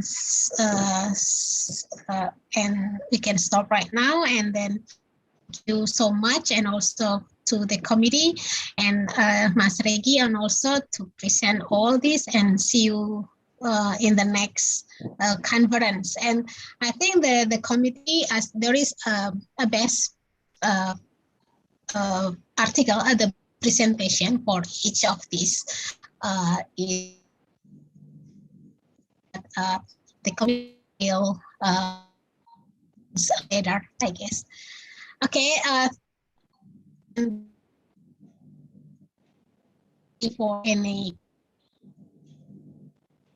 or technical, then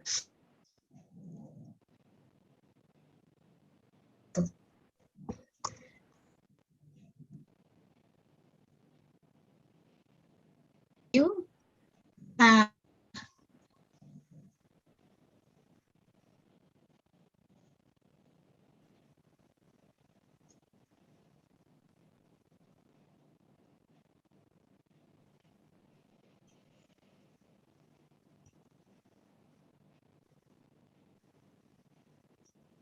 Okay, I think I may leave ya. Bisa ya saya leave ya, Pak? Okay, thank you. Assalamualaikum. Waalaikumsalam. Thank you, Bu Witriani.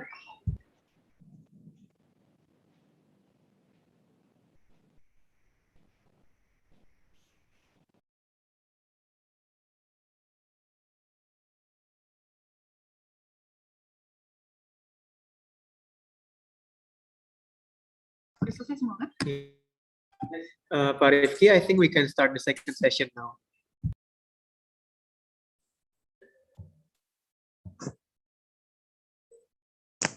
Right, thank you very much, Regi.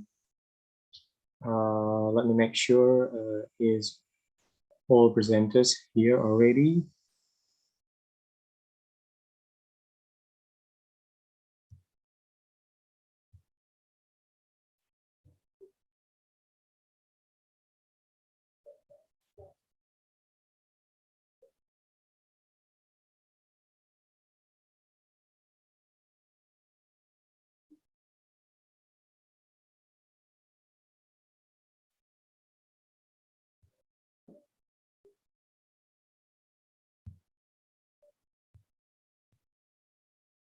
Right, so there will be 6 presenters for these sessions.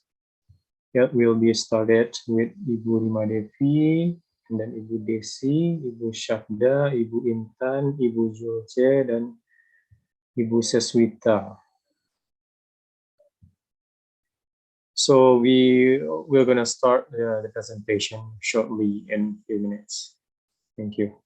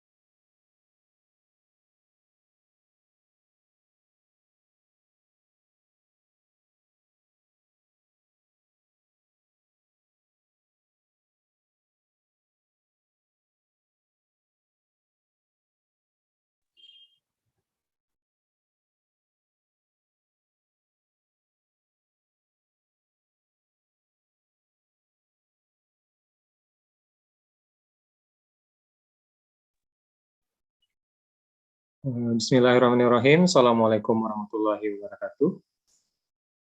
Good afternoon, ladies and gentlemen. Welcome to the panel session of International Conference on Gender, Culture, and Society. My name is Rifki, and I will be acting as moderator for this session. I also would like to welcome presenters for this session. We have Ibu Rima Devi here, and also Ibu Desi Dwi Priyanti, Ibu Syafdadini, Ibu Intan Pertiwi, Ibu Julje Aneke Ratu, and Ibu Seswita. So before I invite the first presenter for this session, I would like to announce several rules and regulations regarding our presentation for this session. So let me read some important points of regulations here.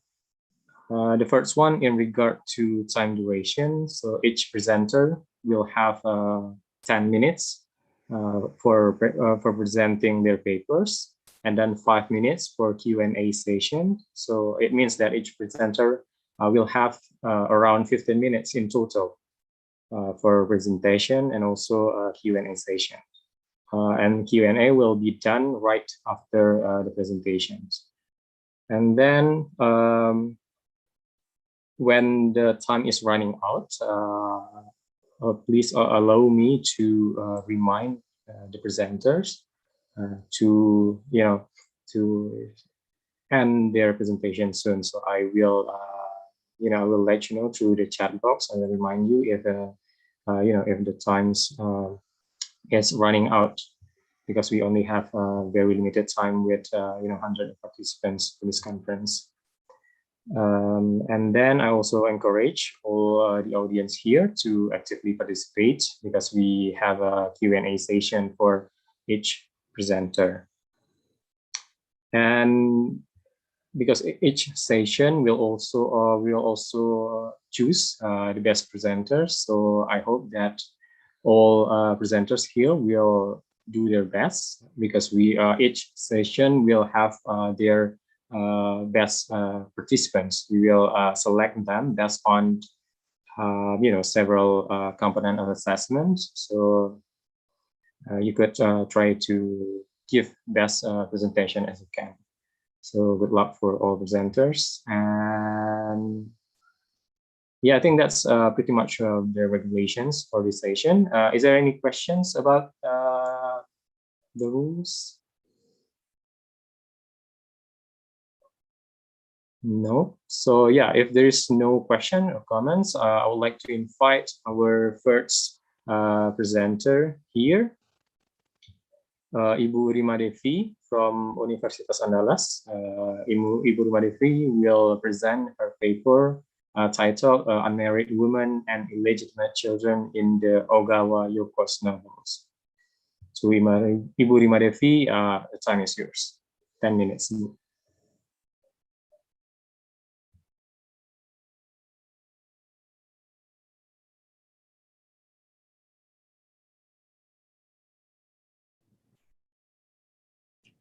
Thank you for the opportunity. I have recorded my presentation. Dimas, please run my presentation recorded. Sorry, everyone, I forgot to share the sound. Wait, please.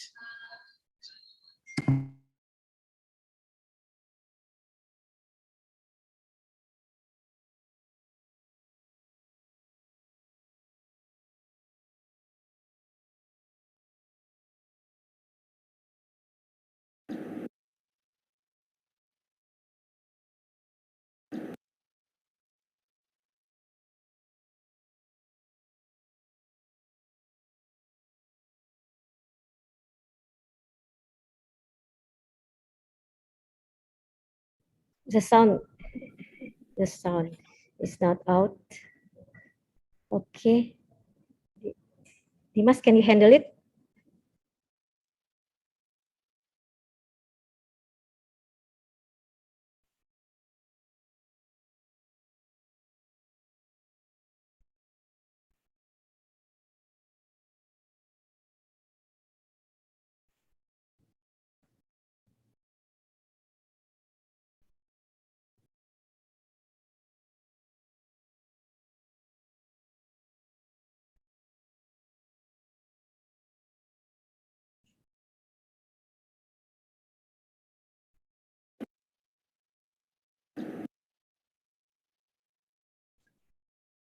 Okay, if it's not work, I will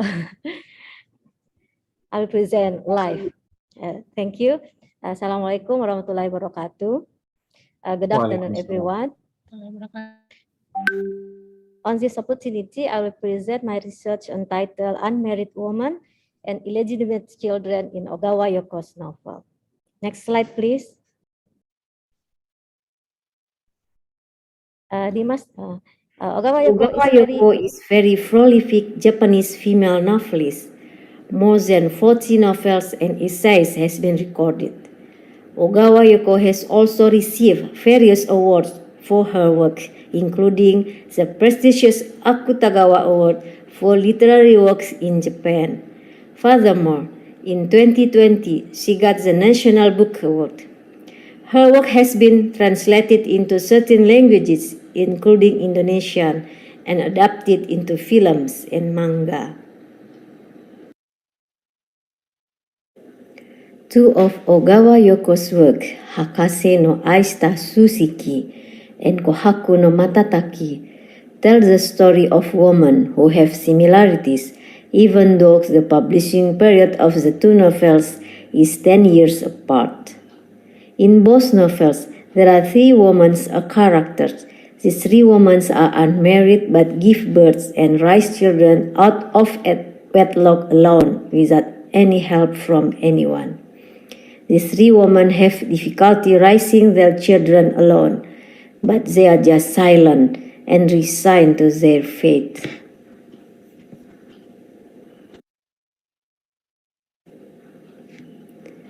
The first character is Mama. Mama gave birth to 4 children from the boss where she worked. Mama cannot marry her boss because her boss already has a legal wife. Mama raises children and earns a living for herself and her children after the boss passed away. The second character is Kaseifu. Kaseifu has a son from his part-time co-worker and was not looking for her boyfriend when he disappeared. The third character is Mother. Mother has a daughter from a man she could not marry. The mother is Kaseifu's mother. These three female characters are resigned to their fate. Mama is designed to accept the villa from her children's father and live a tough life alone without asking or receiving help from anyone. Mama is too restrictive attitude toward her children, made the teenager rebel and run away from Mama. Mama cannot do anything about it and commits suicide after realizing that her children are gone. Kaseifu is also resigned to fate but tries to be diligent in getting recognition as a reputable housemaid from the housemaid organization where she belongs. Kaseifu resigned and accepted the unpleasant treatment from the employer where she works. Kaseifu also doesn't ask for help for her son's biological father, even though Kaseifu reads a newspaper report about her son's father being awarded for his achievement as a scientist. Mother is resigned to accepting her fate as a single mother and raising her child alone. The mother worked very hard to support herself and Kaseifu. The mother doesn't want her daughter Kaseifu to be seen as a poor girl. Mother persistence in working and accepting the fate of being tarnished when Kaseifu become pregnant out of wedlock, like her.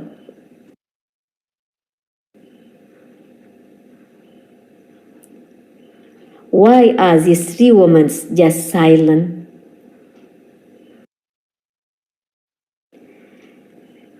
Now we can look Japanese society. There is a system in Japanese where men are in control. This system has been in fact since the Tokugawa period. The constitution confirms the patriarchal system by Emperor Meiji through a family system. This system adheres to the notion that the head of the family is the first son who is fully responsible for all family members. Woman must obey the father, husband, or first son who becomes the heir.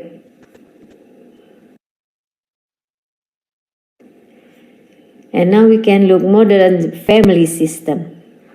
Women's rights are equal to men's after the traditional family system was abolished from the Meiji Constitution in 1947. However, still the man is the head of the family who is recognized in the koseki. Koseki is records of births, marriages, deaths, and other issued by the government based on reports from the head of the family. From the marriage law in Japan, which considers polygamy is a crime, mother decide and stay silent about the situation she faces. Mama is resigned and silent when receiving the notification of breaking because her boss already has a wife. Kasefu has not received news about her child's biological father for a long time. When reading the newspaper, just tore pieces of the newspaper. According to the civil registration law in Japan, if a child is not reported to the state by his biological father in the koseki, then the child will be considered as illegitimate child and automatically become his mother's child. Illegal children don't get living and inheritance right. Pregnant women of wedlock in Japan, if they don't get legal recognition by the man who impregnates them, cannot do anything but resign themselves to their fate.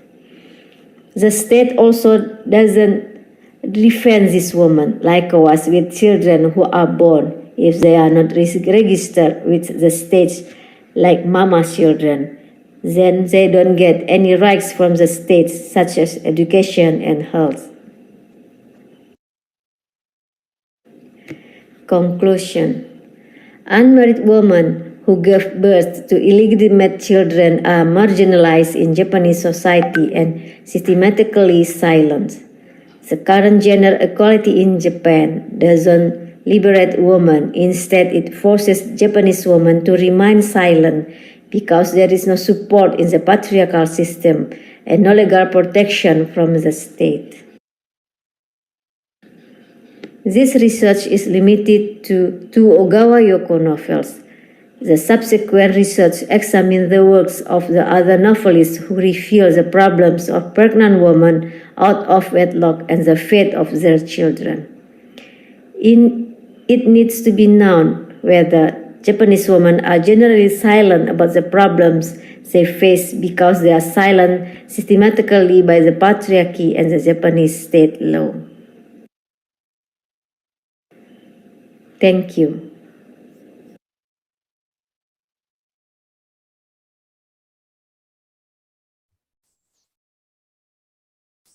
Thank you very much, Ibu Rimadevi, for your presentation. And I think that's very interesting to see how actually the influence of cultural values and gender issue of gender equality is also reflected through literary works. And yeah, I find it quite interesting. And if member of audience, you have questions or comments on this presentation, you could leave your question and comments in the chat box.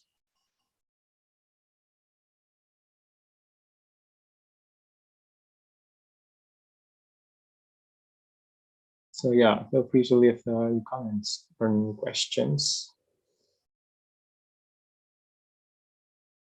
Or if there's no questions, probably I would like to ask Ibu Rimadevi about your research book.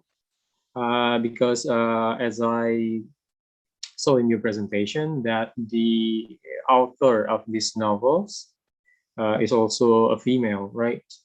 Yoko Ogawa. So I would like to know whether is there any personal experience that actually affect the literary works created or written by Yoko Ogawa. Is it based on her personal experience, or is there any influence of her personal life toward her works? Okay, Bapak Rifki, thank you for the question. Is it my voice heard? Is my voice Yes. clear? Yeah. Ogawa Yoko, like I said in the previous slides, is a prolific Japanese female writers. Japanese writers, men or women, they don't tell to media about their private life, but sometimes the researchers known about their life, and I have read about Ogawa Yoko's life.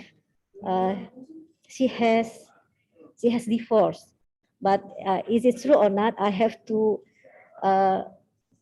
search I have to confirmation about that. But in the Ogawa Yoko essays, she writes about the Japanese society. She said that what she she watched on television, she read on the newspaper, she see in the neighborhood.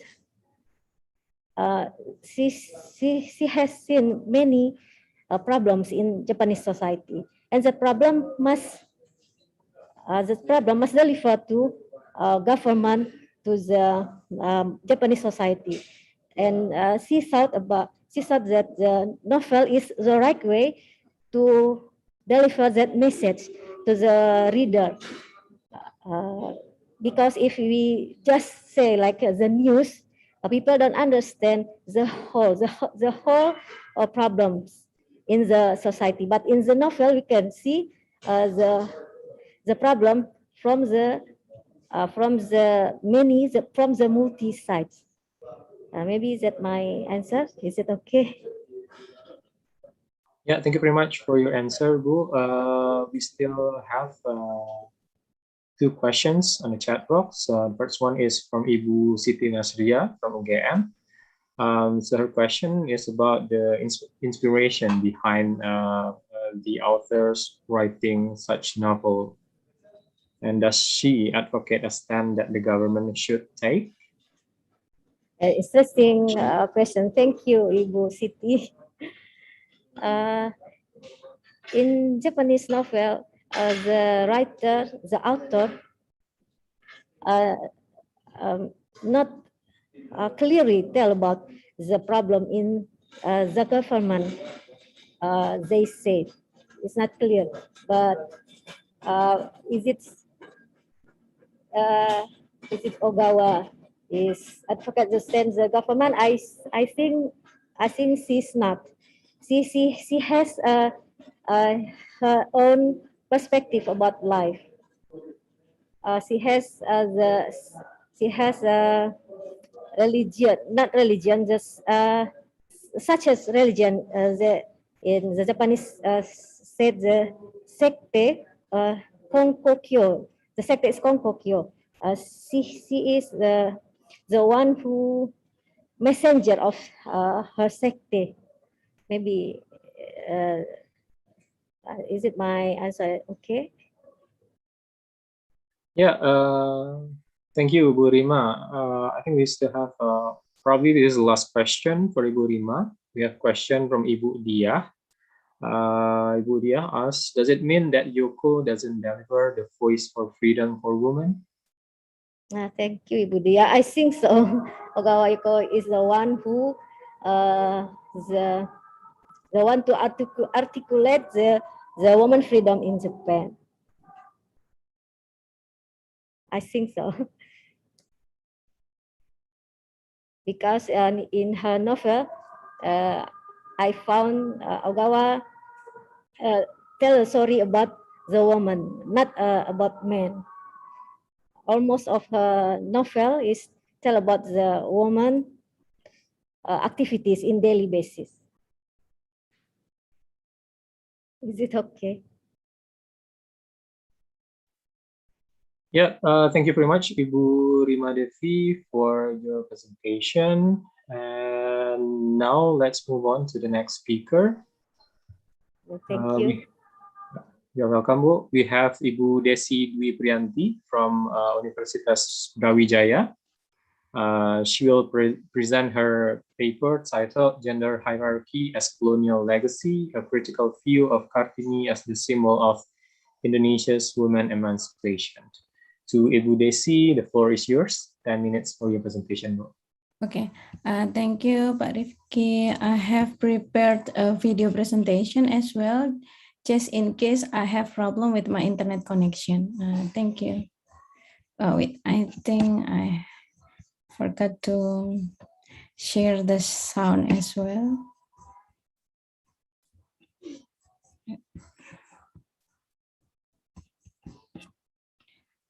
Give me a sec.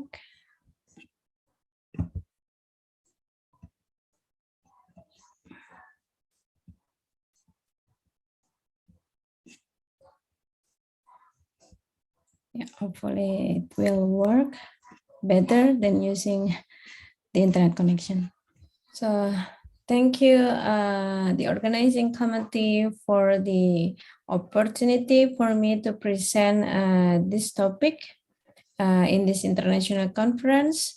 So today I would like to discuss about the presume of gender hierarchy that we have on Indonesia between men and women, as well as between masculinity and femininity, in my opinion, as part of the colonial legacy. I'm going to use the study case of Kartini as the symbol of Indonesia's women emancipation. So what is the background that makes me want to talk about the gender hierarchy, and then the way I argue this is as part as the colonial legacy. So there is the westernized notion of gender. So when we talk about gender, most of the time we have this universalized conception about the Western world as the standard of the gender equality, and in the opposite, the gender inequality existed in Indonesia or in the other developing country. So when we talk about a gender in general, then it is commonly associated with the gender inequality in Indonesia, while we have this presumed gender equality in more modern and westernized countries. And then the westernized notion of gender also can be seen from the word itself, and gender as the study, as well as genders as discourse.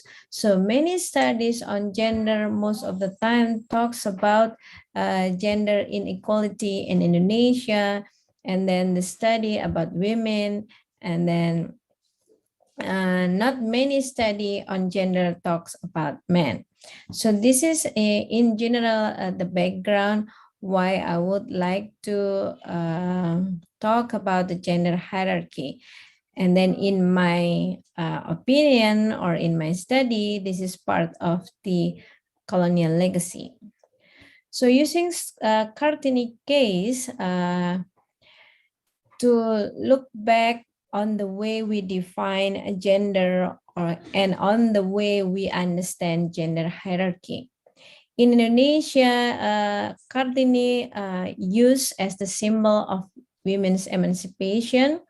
So using Kartini, we can claim that women's emancipation based or started to be seen during Kartini's time, when Kartini, with her effort, tries to educate women in her society, as well as try to speak up about women's view in terms of marriage.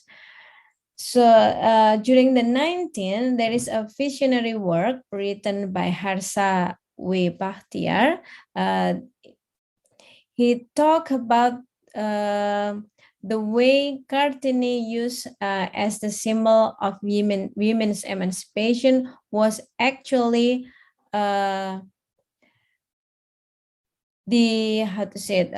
intentionally chosen by the Dutch colonial administration. So by using Kartini as the symbol of women's emancipation, it looks like it gives the impression what the Dutch colonizer did in Indonesia.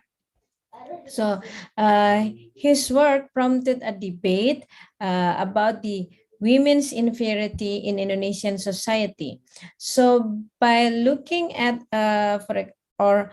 by believing that Kartini's work as the starting point of women's emancipation in Indonesia, it looks like before Kartini's time, women are indeed inferior.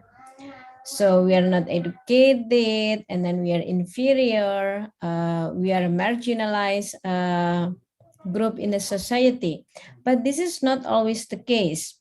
But before I talk about that, I would like to talk about the way the Kartinis used as the symbols of women's emancipation gave the impression that the Dutch educated and emancipated the indigenous people in general. As we can see, that Kartini's source of emancipation is her education, and then her ability to talk Dutch or to speak Dutch, and then as well as her privileged relation with other Western European women in her society during that time. So it looks like what the Dutch colonial administration did in Indonesia is indeed to educate people and to emancipate the indigenous people. And then how to say it ignores the fact that the Dutch indeed is the colonizer. So they are the one who marginalized women. They are the one who not allowed the indigenous to have education unless they are the blue blood, yeah, or they are the aristocrat, just like the Kartini. So what about the history? So in fact, during the Dutch colonial rule, long way before Kartini, many female Indonesian nationalist leaders showed their empowerment and agency by literally waging war against the Dutch colonizer. So this book by the Dutch journalist Henry Zengraf, it was written both in Dutch and in Aceh. He wrote in his book that during his time in Indonesia, when he was when he went to Aceh, accompanied the Dutch soldier, he witnessed the way the Acehese female leader waging to war against the Dutch colonizer. He also mentioned that he never seen this kind of women characteristic having by the Western or the European women. So this is also elaborated the role that different female Indonesian nationalist leaders have emancipated already before the Kartini's time. So the source of women's emancipation is not only her education, but also the other type of her capital.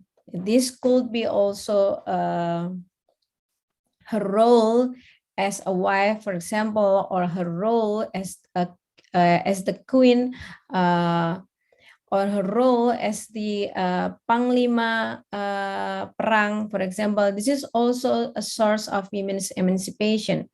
But the way the Dutch colonial administration choosing Kartini because they want to show that this is what they did in Indonesia, educate the people.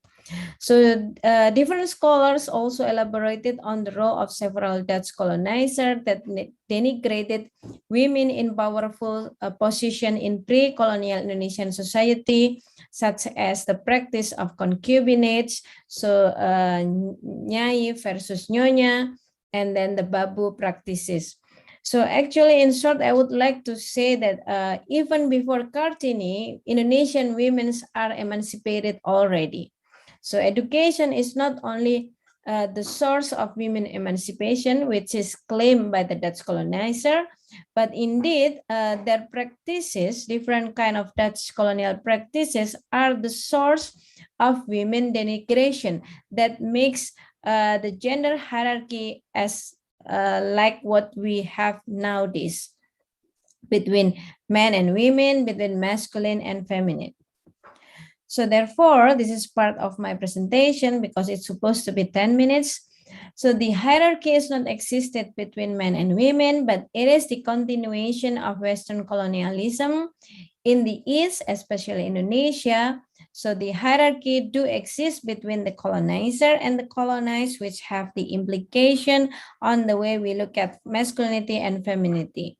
So the last picture that I show you here is the picture that was distributed during the Dutch colonial period in Indonesia.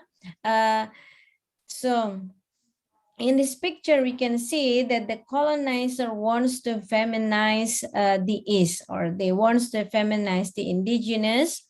From this picture, they try to copy the style of Victorian marriage, in which on the right one is the groom, and then on the left one is the bride.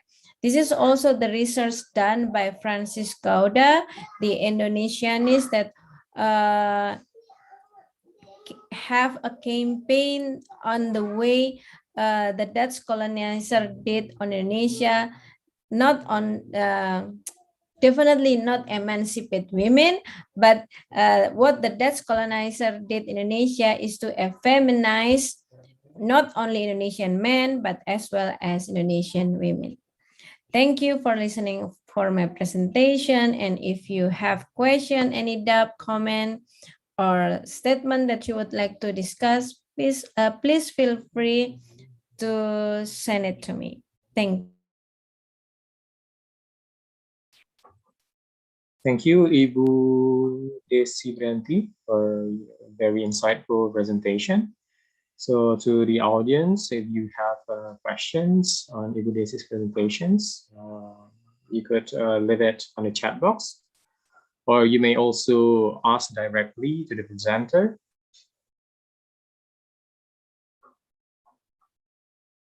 So if I may ask question to Ibu Desi in regards to Kartini, right? We know that Kartini it seems to be like a central figure of women's emancipation in Indonesia.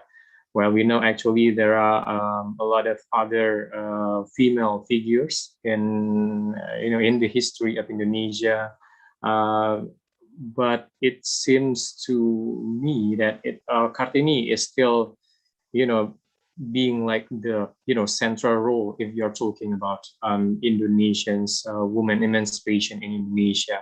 So would you like to tell us about why do you think this is happening? Because we actually have there are many female figures and heroines of Indonesia, but Kartini still play important role till today. Thank you, Pak Rifki, for the question. So yeah, actually it goes back on the colonial period because we was indeed colonized by the Dutch since before we have the ability to use the mass media or the public communication. Actually, this is also the last picture that I showed you before, that the Dutch colonial administration regularly use a specific method or in order to claim or in order to show that this is what they did in Indonesia, which they believe as civilizing the nation or civilizing the indigenous. This is also what Edward Said said with Orientalism. So why, for example, to answer your question, why until now we do still have this kind of conception that women's emancipation is started from Kartini period, because we used to learn or we used to study using the Western perspective. Indeed, when we studied gender itself, for example, we used to believe that when we talk about gender equality, then we will use the Western nation as the standard, and we believe that in the opposite, the Eastern nation, especially the Middle East, for example, or Indonesia, is the example of gender inequality. So this is also the same with the example of Kartini, because if we want to go back or to look at the history, and then we will see that actually plethora of plethora of research have shown that women have already emancipated long way before the Dutch came to Indonesia, or in the indigenous are already emancipated. But then the notion of masculinity and then the notion of femininity, creating the gender hierarchy in which we believe that this is masculine goes with men and then feminine goes with women, and then this is how it's supposed to be, and this is became the gender expectation nowadays. Hopefully it is answer your question, Pak Rifki.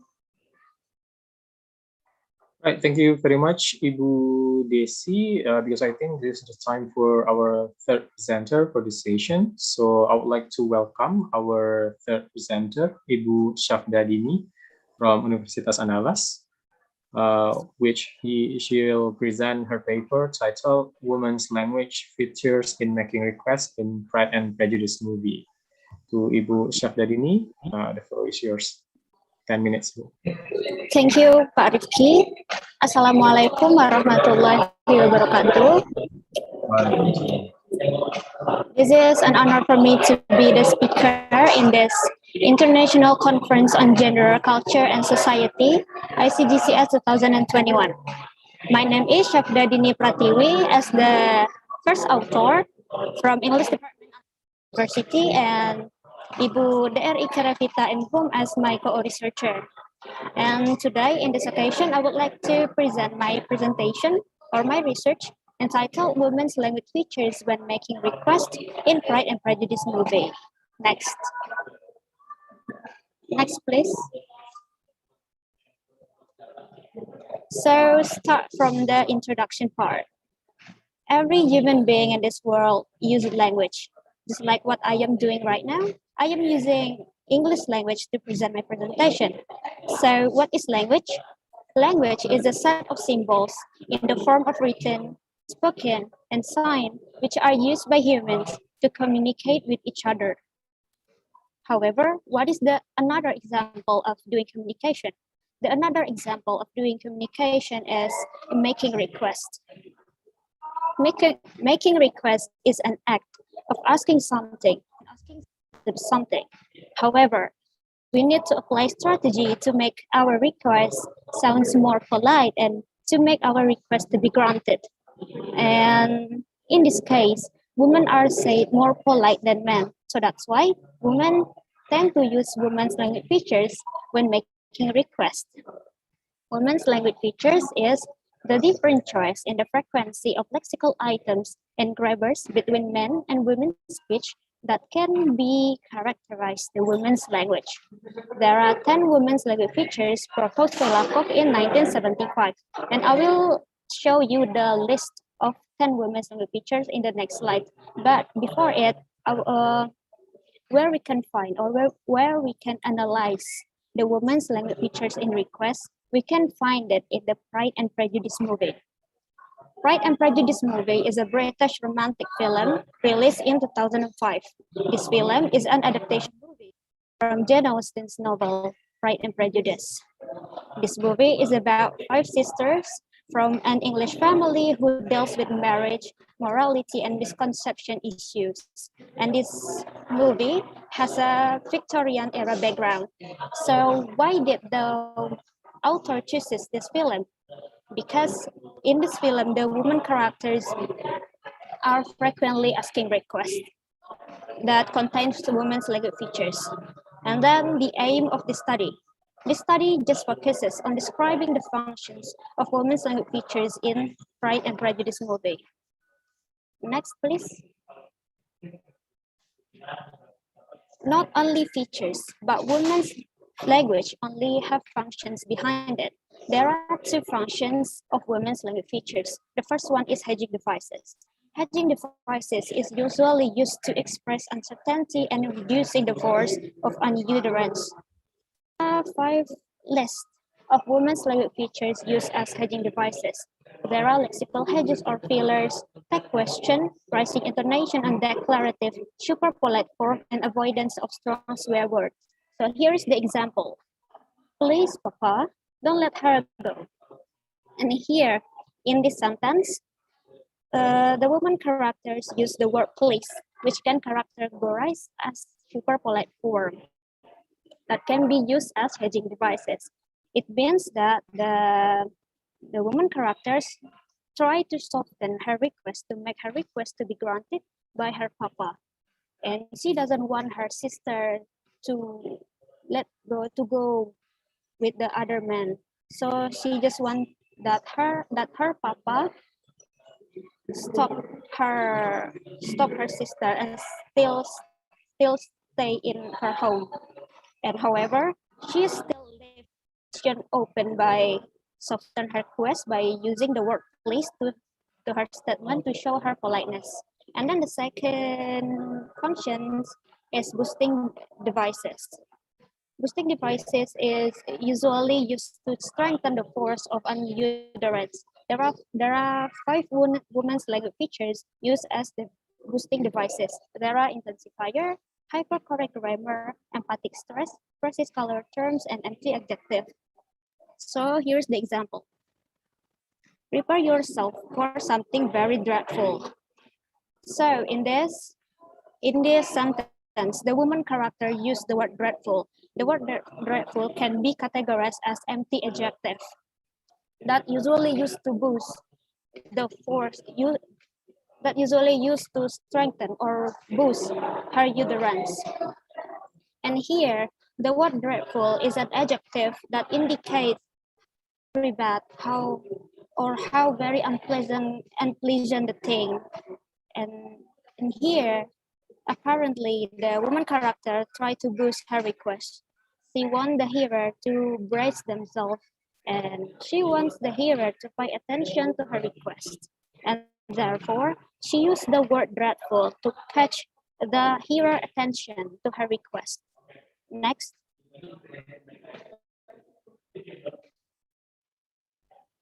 There are 3 methods of this research. First is method of collecting the data.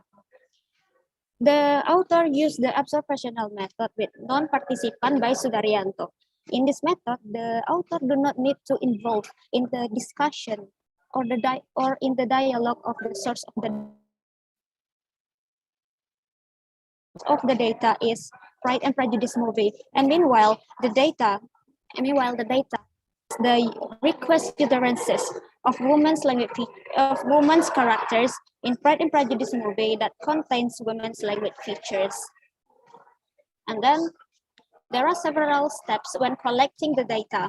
The first one is the author tried to watch the movie, and the second, the author tried to write the request utterances that contain women's language features. And after that, the author tried to watch the movie until get the relevant data.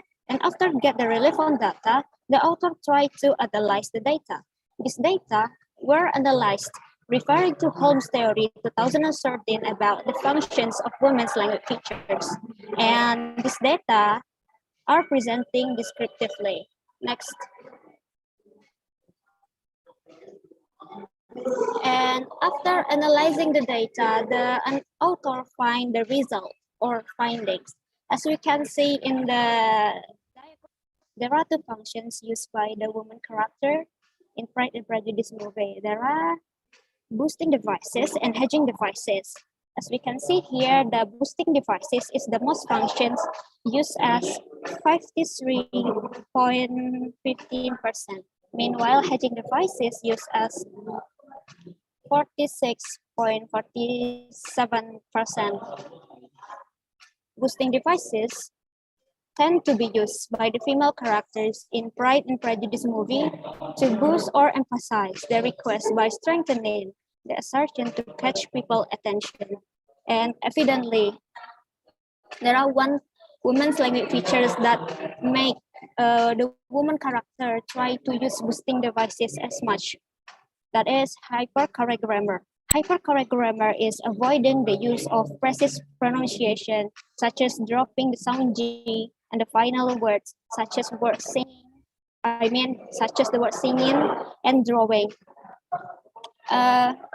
So the woman characters in Pride and Prejudice movie do not use or avoid to use the precise pronunciation. Why? Because in the Victorian era, the correct pronunciation of words, the people who use the correct pronunciation of words can be recognized as the well-educated person.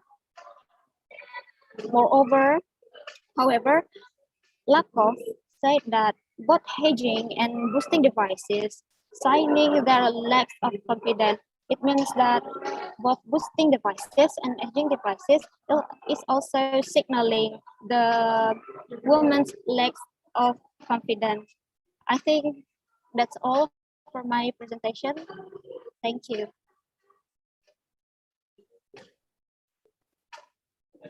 Right, thank you very much, Ibu Syafdarini, for your presentation. And yeah, as far as I know, that Pride and Prejudice is one of the most popular literary works in English literature.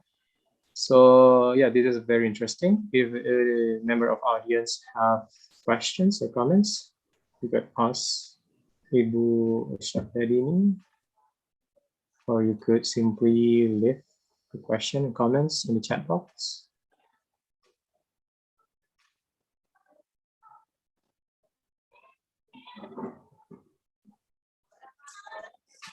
So, Ibu Syafdarini, if I may ask a question in regards to your presentation, you explained about women's language in Pride and Prejudice movie, and it seems there are certain characteristics of women's language used in that movie. My question is, would it be different if the story of Pride and Prejudice didn't take place in Britain? For example, it takes place in different location in different countries. Is there any influence of cultural or social values towards women's language? Thank you, Pak Rifki, for the question. I will try to answer. I think there is the influence of it because in the Victorian era, this movie takes place in the Victorian era.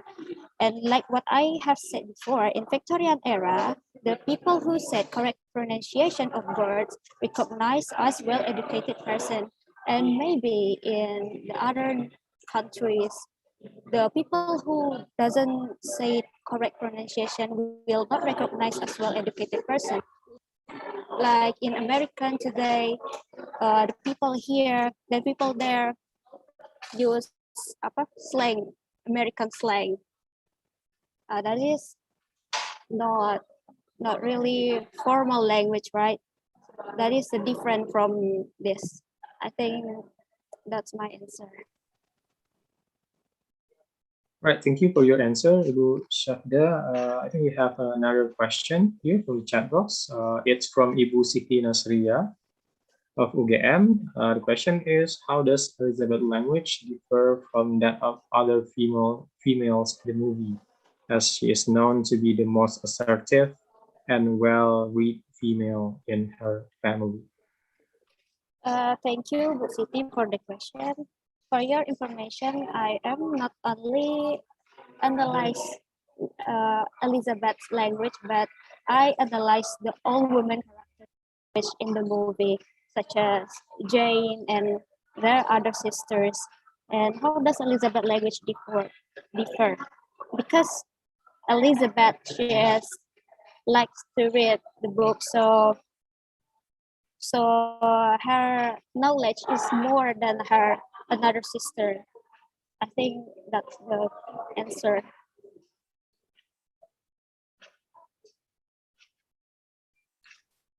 Right. Thank you very much, Ibu Syafdarini, for your presentation and also your response to the questions given by the audience. Now, I would like to invite our next presenter for the session. Is Ibu Intan Pertiwi here already? Ibu Intan, are you here?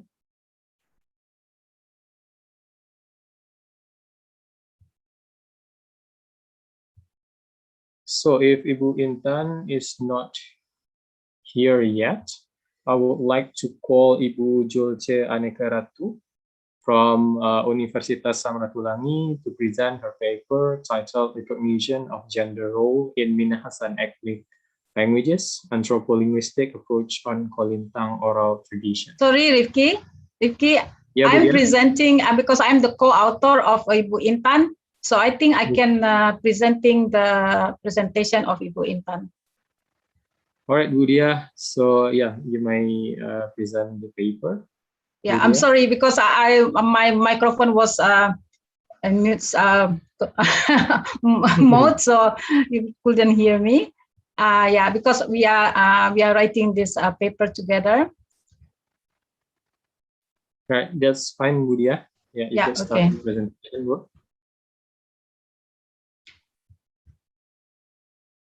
Thank you very much, Moderator Rifki Demawan. Good afternoon, all the presenters and also the audience for this afternoon session.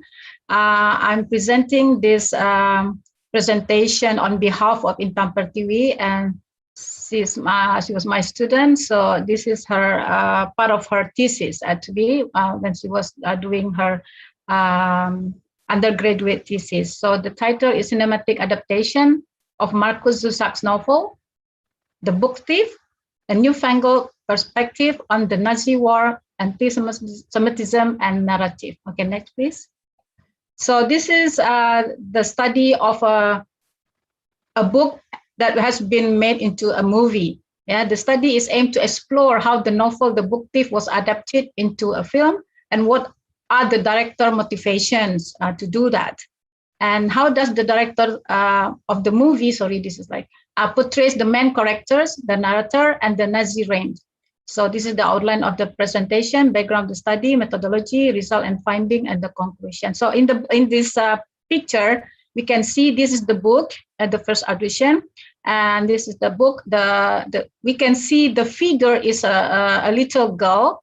Yeah, she's 13 years old, as it is written in the novel. But in the movie, there are different kind of the pictures motion of this book. We can see that the book thief in the movie, so we can see the picture of the man there holding this little girl, Lisa. Okay, next slide, please. Okay, thank you. So the background. So as we know, like Pride and Prejudice, there have been many novels or classical novels that have been made into movies. So this is like a novel from Markus Zusak in 2005, adapted into a film with the same title in 2013. The novel was the bestsellers and it has a good storyline. The novel and the film recount a teenage girl, Lisa Memminger, and in Germany during World War II, and Lisa's communist parents abandoned her in the Germans' hand for her survival. Her identity must be disguised as communist descendants. The book Thief vividly illustrates the Nazi Germany relation between Germans and Jews and the Germans' activities under the Nazi reign. Next, please. So after the film was released, it received many awards and nominations for its score. Film critics questioned the motivation that exists in adapting a literary work into a film. It is often disputed how the cinematic elements represent the narrative in the novel, and it is challenging to examine Brian Percival's interpretation of the novel. As Richard states, that the adaptation of a book can be helpful to deliver social and political messages, but it can be misleading as well. A film adaptation might depict a different narrative perspective, and then there is a transformation of the object. There have been films failed to explore all the essential things in the novel. Percival has immensely portrayed, including as much as he can do in the 120 minutes film. So there have been many changes, of course, from the novel into the film. Okay, next, please. Okay, now we talk about the theme, characters, and the plot of the book Thief, and it has been transformed into a film by using cinematic elements. Hutchins says, every performance presented in the adaptation, the adaptation work must be dramatized because the description, narration, and represented thoughts must be transformed into speech, actions, sounds, and visual images. So there have been like changing from the words in the book, how it is transformed into the action.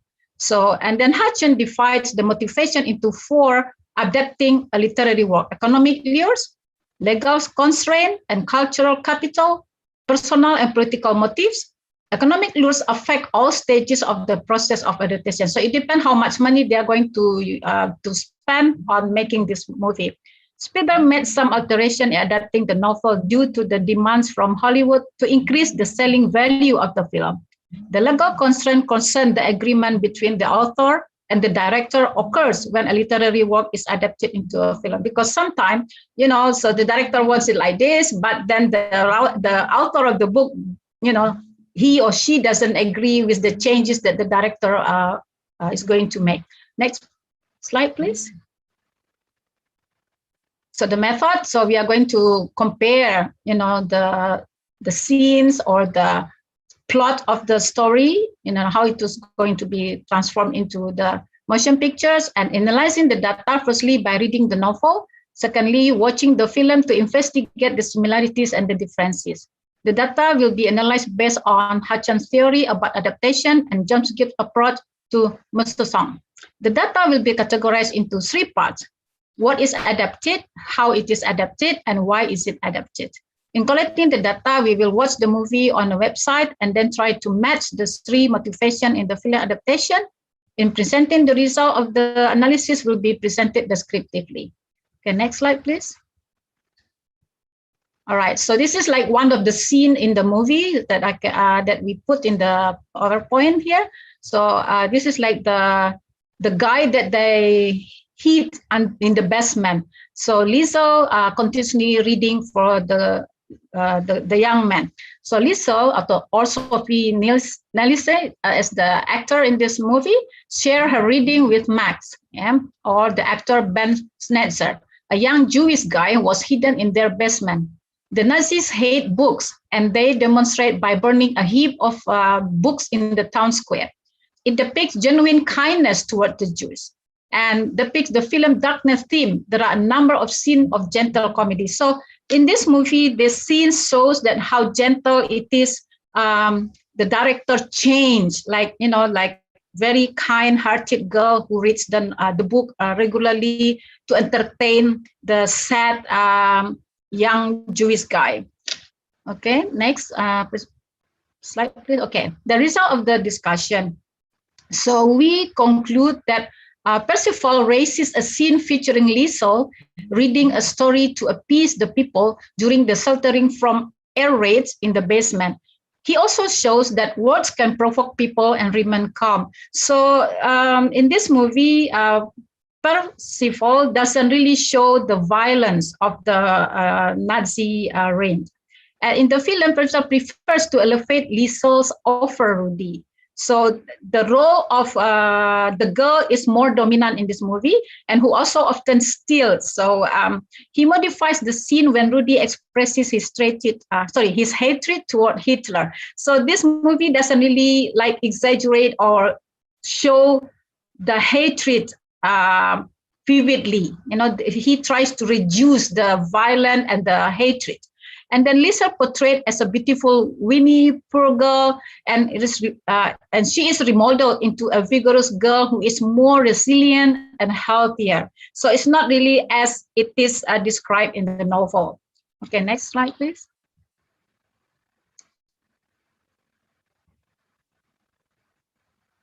Next, please.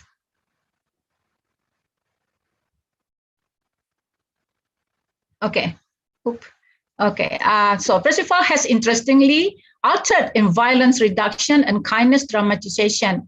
So Zuzak explored the habits of German during the Nazi reign who like to act inhumanly. So he doesn't really show the cruel and blood. So he focused on that people could be very kind towards each other during the war, and minimize horror and terrible things in the Nazi reign that can provoke controversial issues. So he tries to play safe in this movie.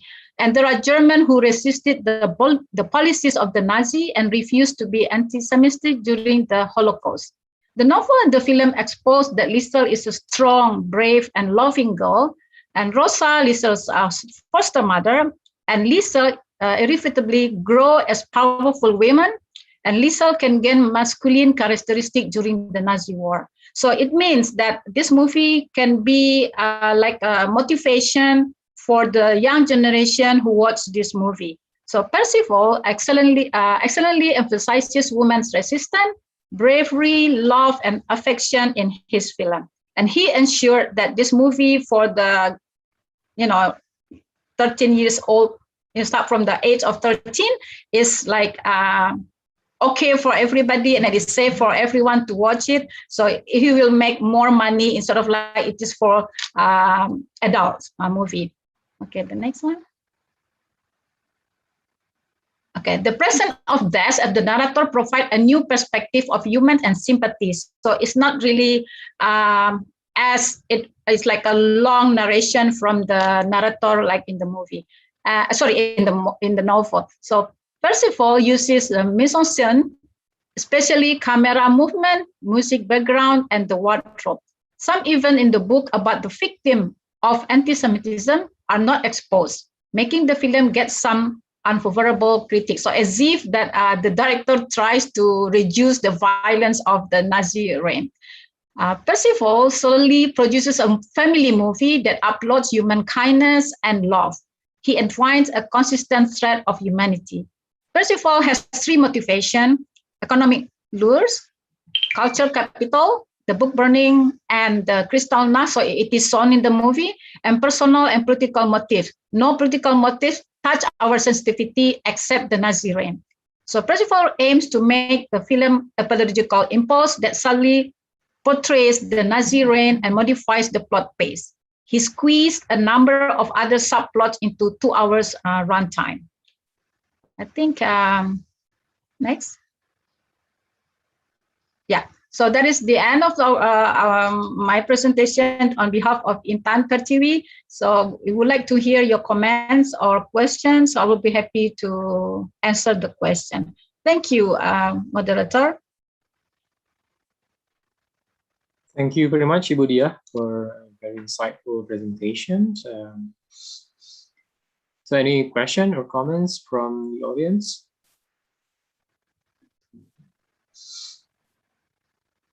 So yeah, nowadays we see that a lot of novels or literary works are being adapted into movies, and sometimes many readers seems are quite disappointed because there are quite many differences between movie adaptation and the original literary work.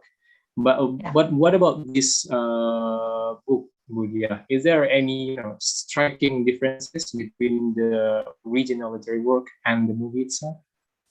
Yes, the striking ones are the blood scenes in the book are not really portrayed, or the cruelty are not really, when like the soldier hitting, or when the people are lead it to the chamber, for the gas chamber, where people were burned and get into the gas room. So the director he didn't really put those scenes into the movie. So he tried to be more kind-hearted director, who exposed kindness, loving relationship between the Germans and the Jews. I see. So yeah, there must be a lot of reasons why the directors. Yeah, that's why some people criticize this movie, because as if that he tries to reduce the cruelty and the violent action of the Hitlers or soldiers. I see. Right. Thank you very much, Budia. And I think thank you very much for our next presenter. It is the opportunity for Ibu George Aneka Ratu from Universitas Samratulangi. She'll present her paper titled Recognition of Gender Role in Minahasan Ethnic Languages, Anthropolinguistic Approach on Kolintang Oral Tradition. So, Ibu George, yeah, you may start your presentation. Okay. 10 minutes from now, Bu. Thank you.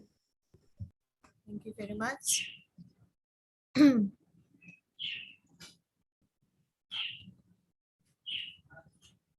Yeah, could you show? Yeah, thank you very much. Good afternoon, ladies and gentlemen. Today I will present about Kolintang oral tradition, and it will be discussed from linguistic anthropologists. Okay, thank you, the committee. Yeah. So the presentation today is about recognition of gender role in Minahasan ethnic languages. This starts from anthropolinguistic approach on Kolintang oral tradition. But before I continue to the presentation, maybe most of you don't know about oral tradition, so I must introduce first what is oral tradition. Oral tradition is about something is inherited orally in community, and usually if it is already passed around 3 generations, so it can be we can say that it is a tradition. And why oral tradition? Because usually it is passed orally. And today we will focus on Kolintang oral tradition. What is Kolintang? Kolintang is a instrument or Minahasan musical instrument. So we can talk more about the music. Okay, next please. The music relating to music anthropology. Yeah, this is the discourse about gender related to the issue of male domination over women in aspects of socio-cultural life. Usually,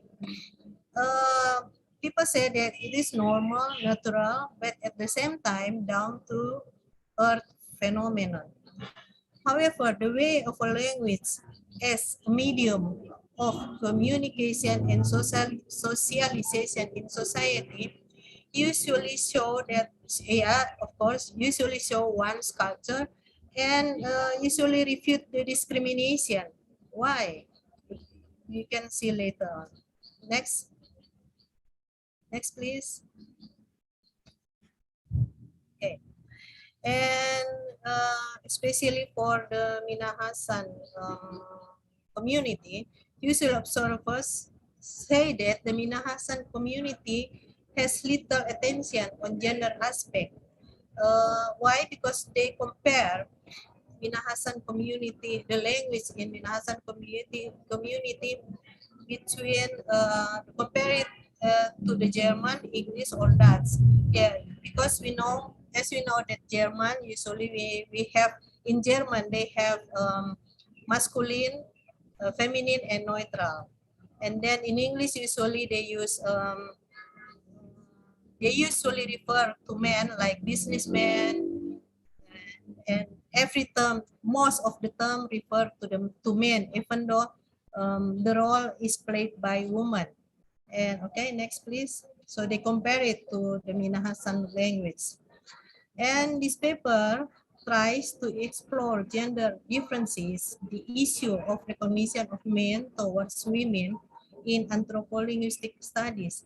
So it is presented to illustrate how gender aspects are recognized in the Minahasan language and society, especially in Kolintang oral tradition.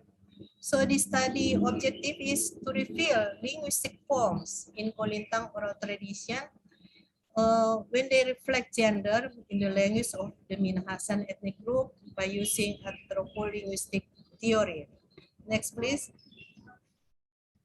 In anthropolinguistic theory, usually they, like Duranti say in 2009, this approach use a multidisciplinary aspect. So in the data collection, this study used the interview of or conversation, the listening or the note taking, and the observation method. And data collected from language speakers in Minahasa, in North Sulawesi, shows that gender recognition are present in the language and culture of the community. We will see it later. So, because society recognizes concepts or words to express the important role of women, especially in the Kolintang oral tradition. And the language speaking community also has a vocabulary to show the prominence of the role of women and is strengthened by the distinctive narrative contained in the Minahasan folklore. Yeah, I will explain it later if I have time. This data show the gender aspect is actually perceived and important in the Minahasan language and society in North Sulawesi. Yeah, I see that I still have time to explain about the legend. Yeah, in the Minahasan legends show that the highest person in Minahasan ancestors is Karema. Karema is a woman. And then after that, after the first person, Karema, we come to Lumimu. The second person is a female as well. And then the third person is Toar. Okay, we will see it later in this PowerPoint. Next, please. And the key findings in the study show there are words, combinations of words, terms, expressions, traditions in Minahasan society that have a gender perspective. Next, please. What are they? Now, we see here, in the rice picking season, Kolintang music played by 3 players. Actually, now they can play until 10. There are 10 players playing the Kolintang instruments. So by 3 players with 3 Kolintang instruments. The first Kolintang called Ina. Ina means mother. Mother using La, Sol, and Mi notes, namely the mother goddess Lumimut. This relates to the legend. So the mother goddess in Minahasa is called Lumimuot. And then Karua. Karua means kedua. Notes. Mi, Re, and Do. This is the grandmother goddess. It's called Karema. So the first person in Minahasan is called Karema, namely Karema. Next, please. There are 3. Next, please. 3. Katalu with Mi and Re notes. This is a boy. This is called Lobi, means baby boy. This is the sun god, or his name is Toar. And he is the husband of the earth goddess Lumimuot. Remember the first name for the first Kolintang? And these 3 gods are the highest ancestors in the Minahasan line of gods. Look at here, the first one is Karema, and then the second is Lumimuot, and the third Toar. a man.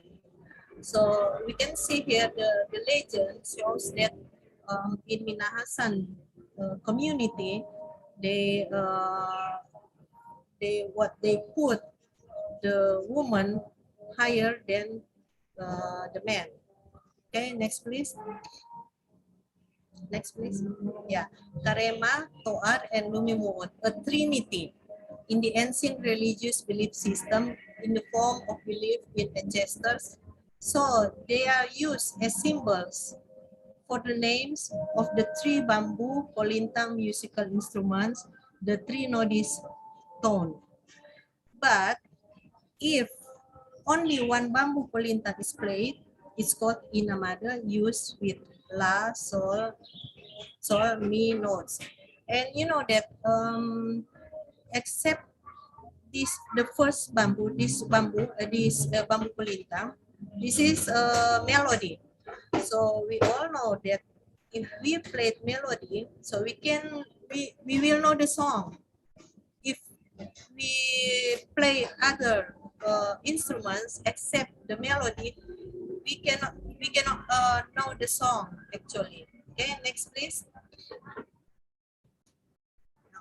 Now, based on the results of this study, it can be concluded that the Minahasan women put highly valued by their community. So they put higher than they put the woman higher than the man.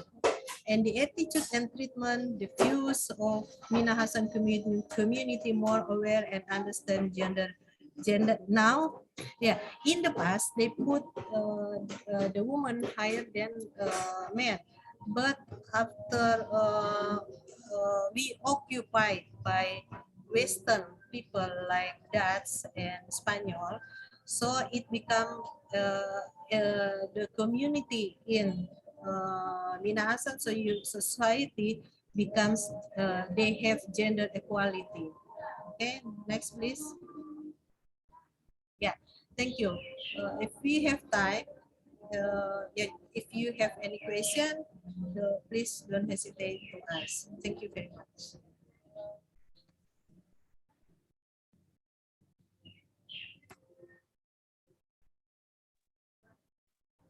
Thank you very much. Yeah, thank you very much, Ibu Jose. This is a very interesting presentation. You could see actually how the gender roles is also reflected through oral tradition of Minahasa. And I believe that Ibu Jose is presenting all the way from Manado, Eva. Yeah. So thank you very much for being virtually here. Right, so any questions from audience, comments?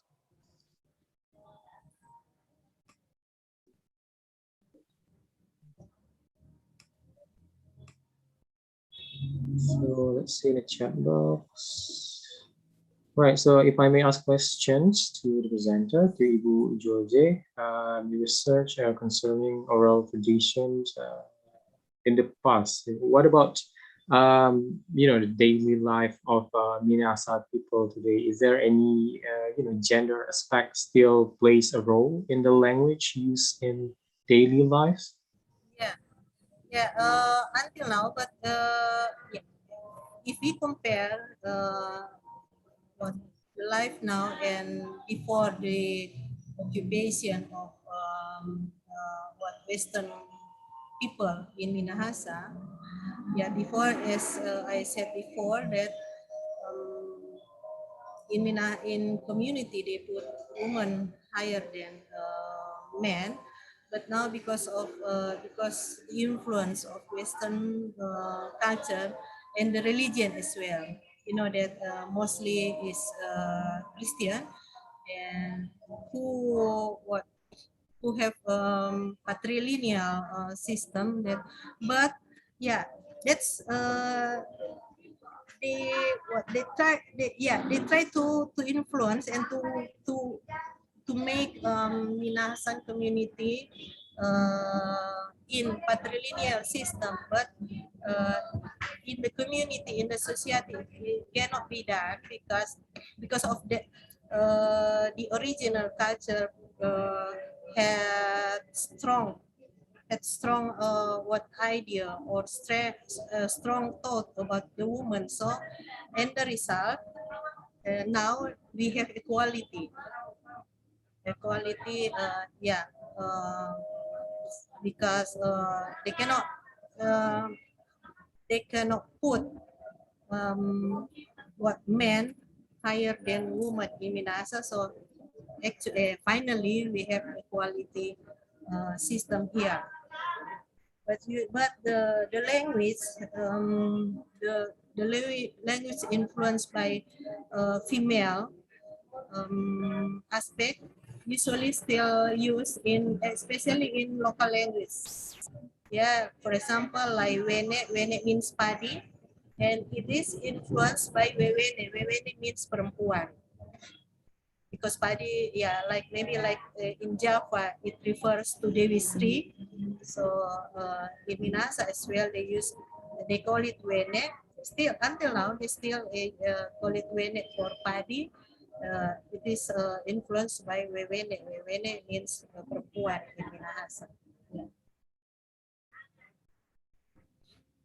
Thank you, Ibu Joje, for your questions. Yeah, I believe that there are a lot of influence and factors that finally give impact toward the language that we are using today. And I think also, each region, each culture has its own characteristics for its languages. So I think that that's the end of Ibu Jojo's presentation. And now we are entering the session for our last presenter. We have Ibu Seswita here from Universitas Andalas. How are you, Bu? Alhamdulillah, I'm fine. Thank you, Moderator Pak Rifki. Yes, Bu. Yeah, Ibu Seswita will present her paper titled Bakha Post, a Cultural Practice in Afghanistan, as seen in Nadia Hashimi's The Pearl That Broke Its Shell, Resilience Against Patriarchy. To Ibu Seswita, you may start your presentation. Okay, thank you, Moderator Pak Rifki. Good afternoon, Ibu Bapak, speakers and participants, and also Moderator. I would like to present here my article, my research actually, entitled Bacha Post, a Cultural Practice in Afghanistan, as seen in Nadia Hashimi's The Pearl That Broke Its Shell, Resilience Against Patriarchy. Okay, next. The reasons of choosing this issue is because Taliban, the issue of Taliban in Afghanistan now arose again. Yeah, as we know that Afghanistan is one of the countries where females are struggling against patriarchy. Well, actually, it's not just in Afghanistan. Many countries also struggles for patriarchy, but Afghanistan is becoming the main countries, becoming the center of the world nowadays. And it may be the only country in the world where during the last century, kings and politicians have been made and undone by struggles relating to women's status. Now, recently, the situation of women under Taliban rule has been center stage.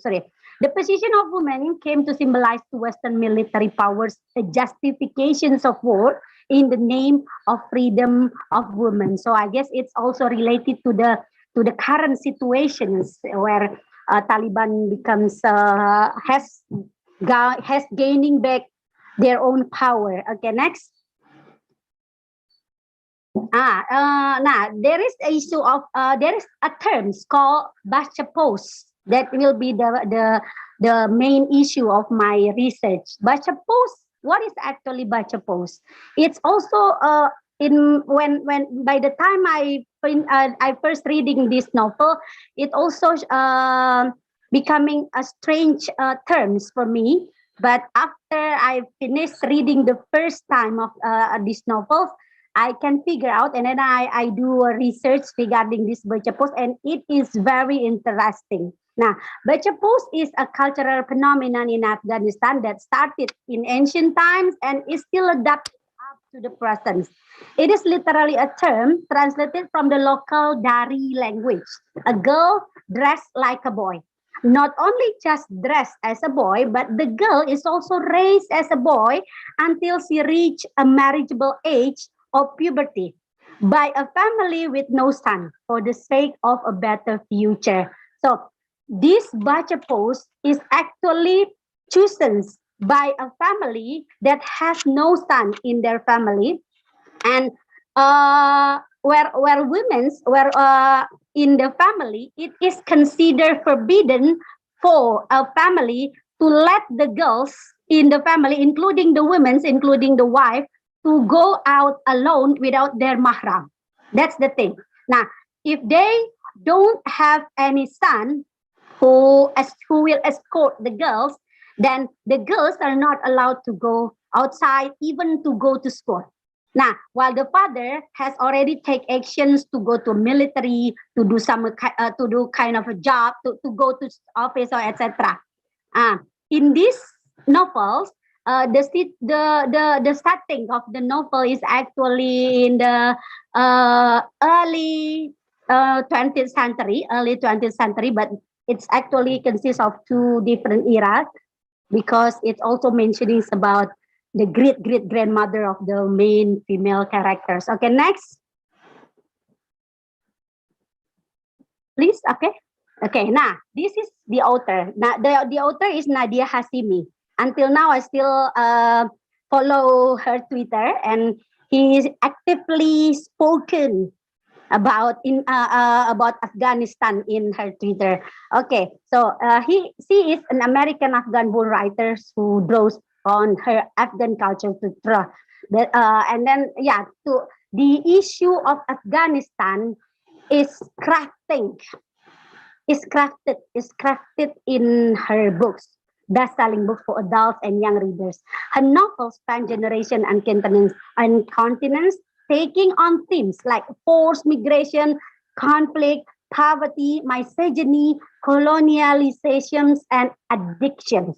Now, she was born and raised in New York and New Jersey. Now, both her parents were born in Afghanistan and left in the early 1970s before the Soviet invasions in Afghanistan. Her mother, the granddaughter of a notable Afghan poet, traveled to Europe to obtain a master's degree in civil engineering. At the same time, her father came to the United States, where he worked hard to fulfill his American dream and build a new, brighter life for his immediate and extended family.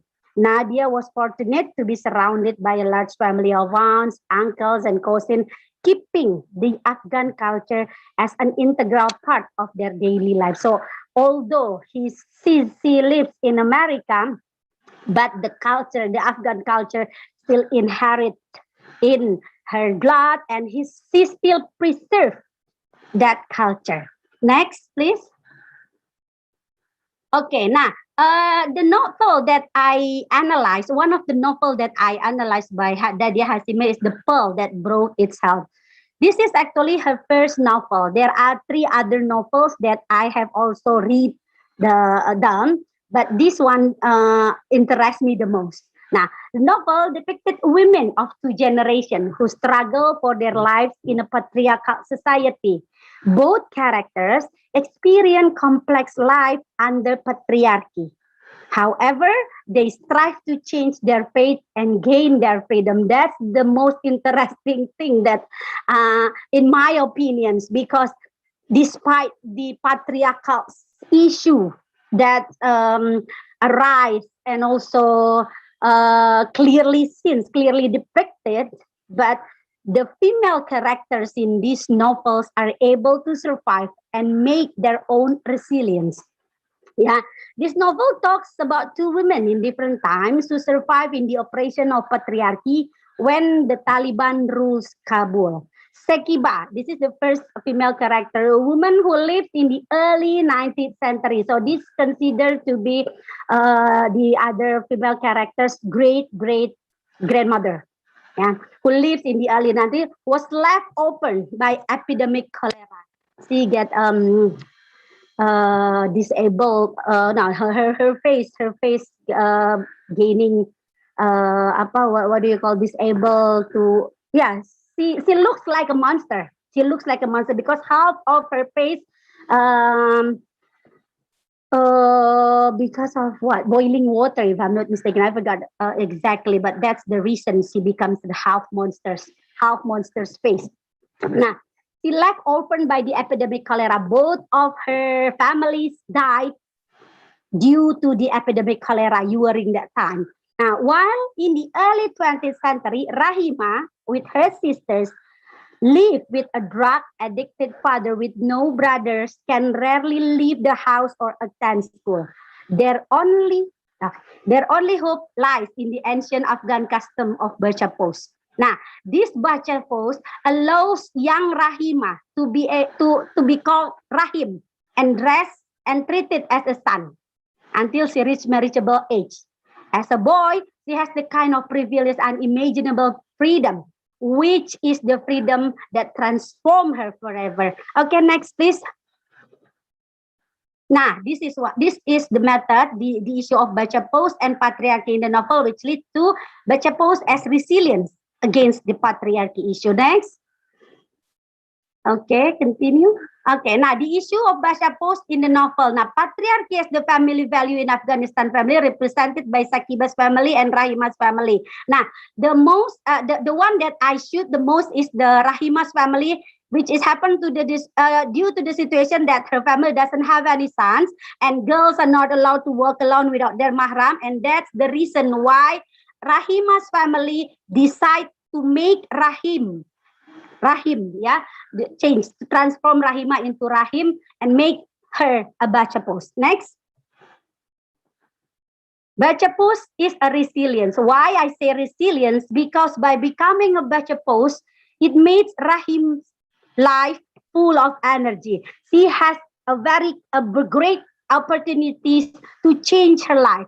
She managed to save her sisters from being left from the school, doesn't gain any education. By the time she becomes a bacha post, she is able to accompany her sisters to go to school, and she also managed to join the schools. Next, please. Okay, now this is the result. The result of Rahima's life. She becomes a submissive wife at first, but still she is smart and critical. A protective sister, that's the one that I mentioned, and also full of ambition and dream high to be an independent woman. And finally, she managed to be chosen as a member of Women Parliament and escape from her miserable marriage life. That is the resilience that Rahima do after the bacha post. Okay, next. I think that's all. Now, that's the end of my slide. Okay, that's and also that it will be the end of my presentations. Thank you, moderator. Thank you very much, Ibu Seswita, for your presentation. So, member of audience, ask questions or give any comments on Ibu Seswita's presentations if you have any.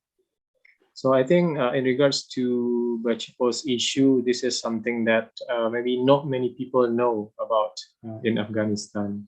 Yes. So this is something that thank you very much for Ibu Saswita to bringing up this issue to this panel. But I also would like to ask Ibu Ses about, because we know that Afghanistan, I believe that Islam is religion followed by a majority of Afghans there. Is there any clash between this culture between Islam and bacha post customs in Afghanistan? Yeah, okay, thank you, Pak Rifki. Now, the issue of bacha post itself is actually coming from the culture of Afghanistan, not Islam. If we go back to the real culture of Islam, if the real value of Islam, there are no forbidden law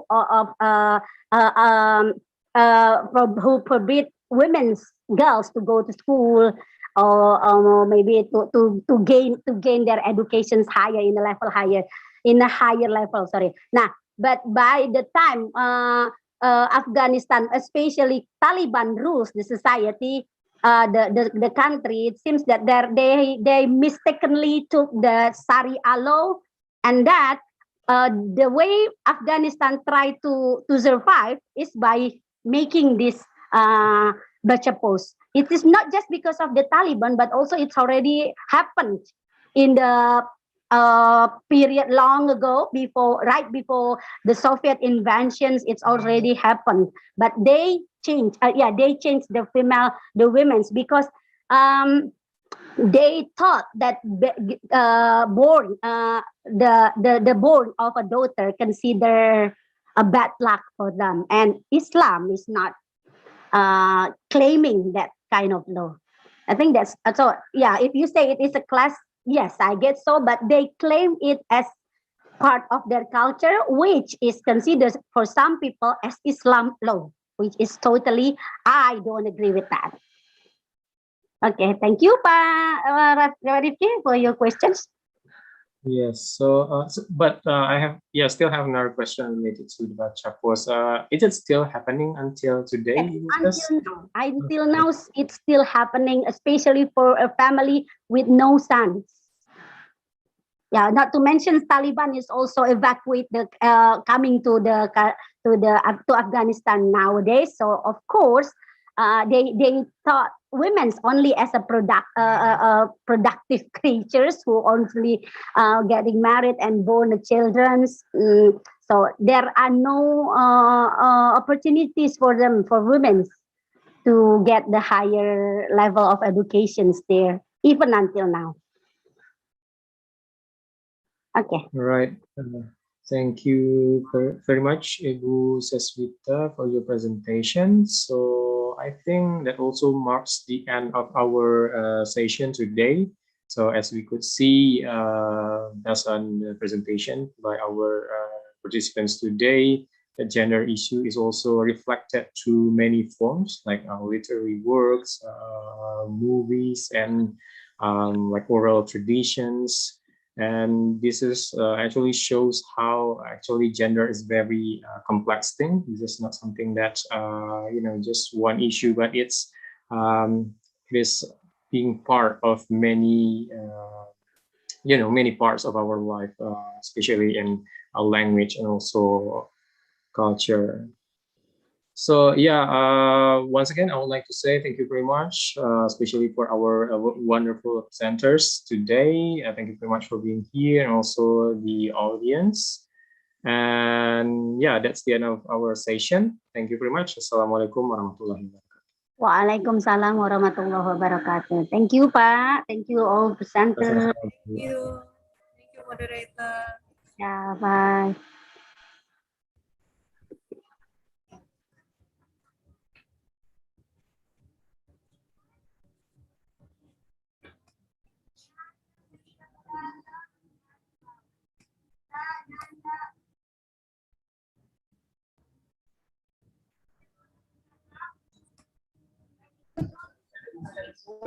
Thank you everyone for participating in this session.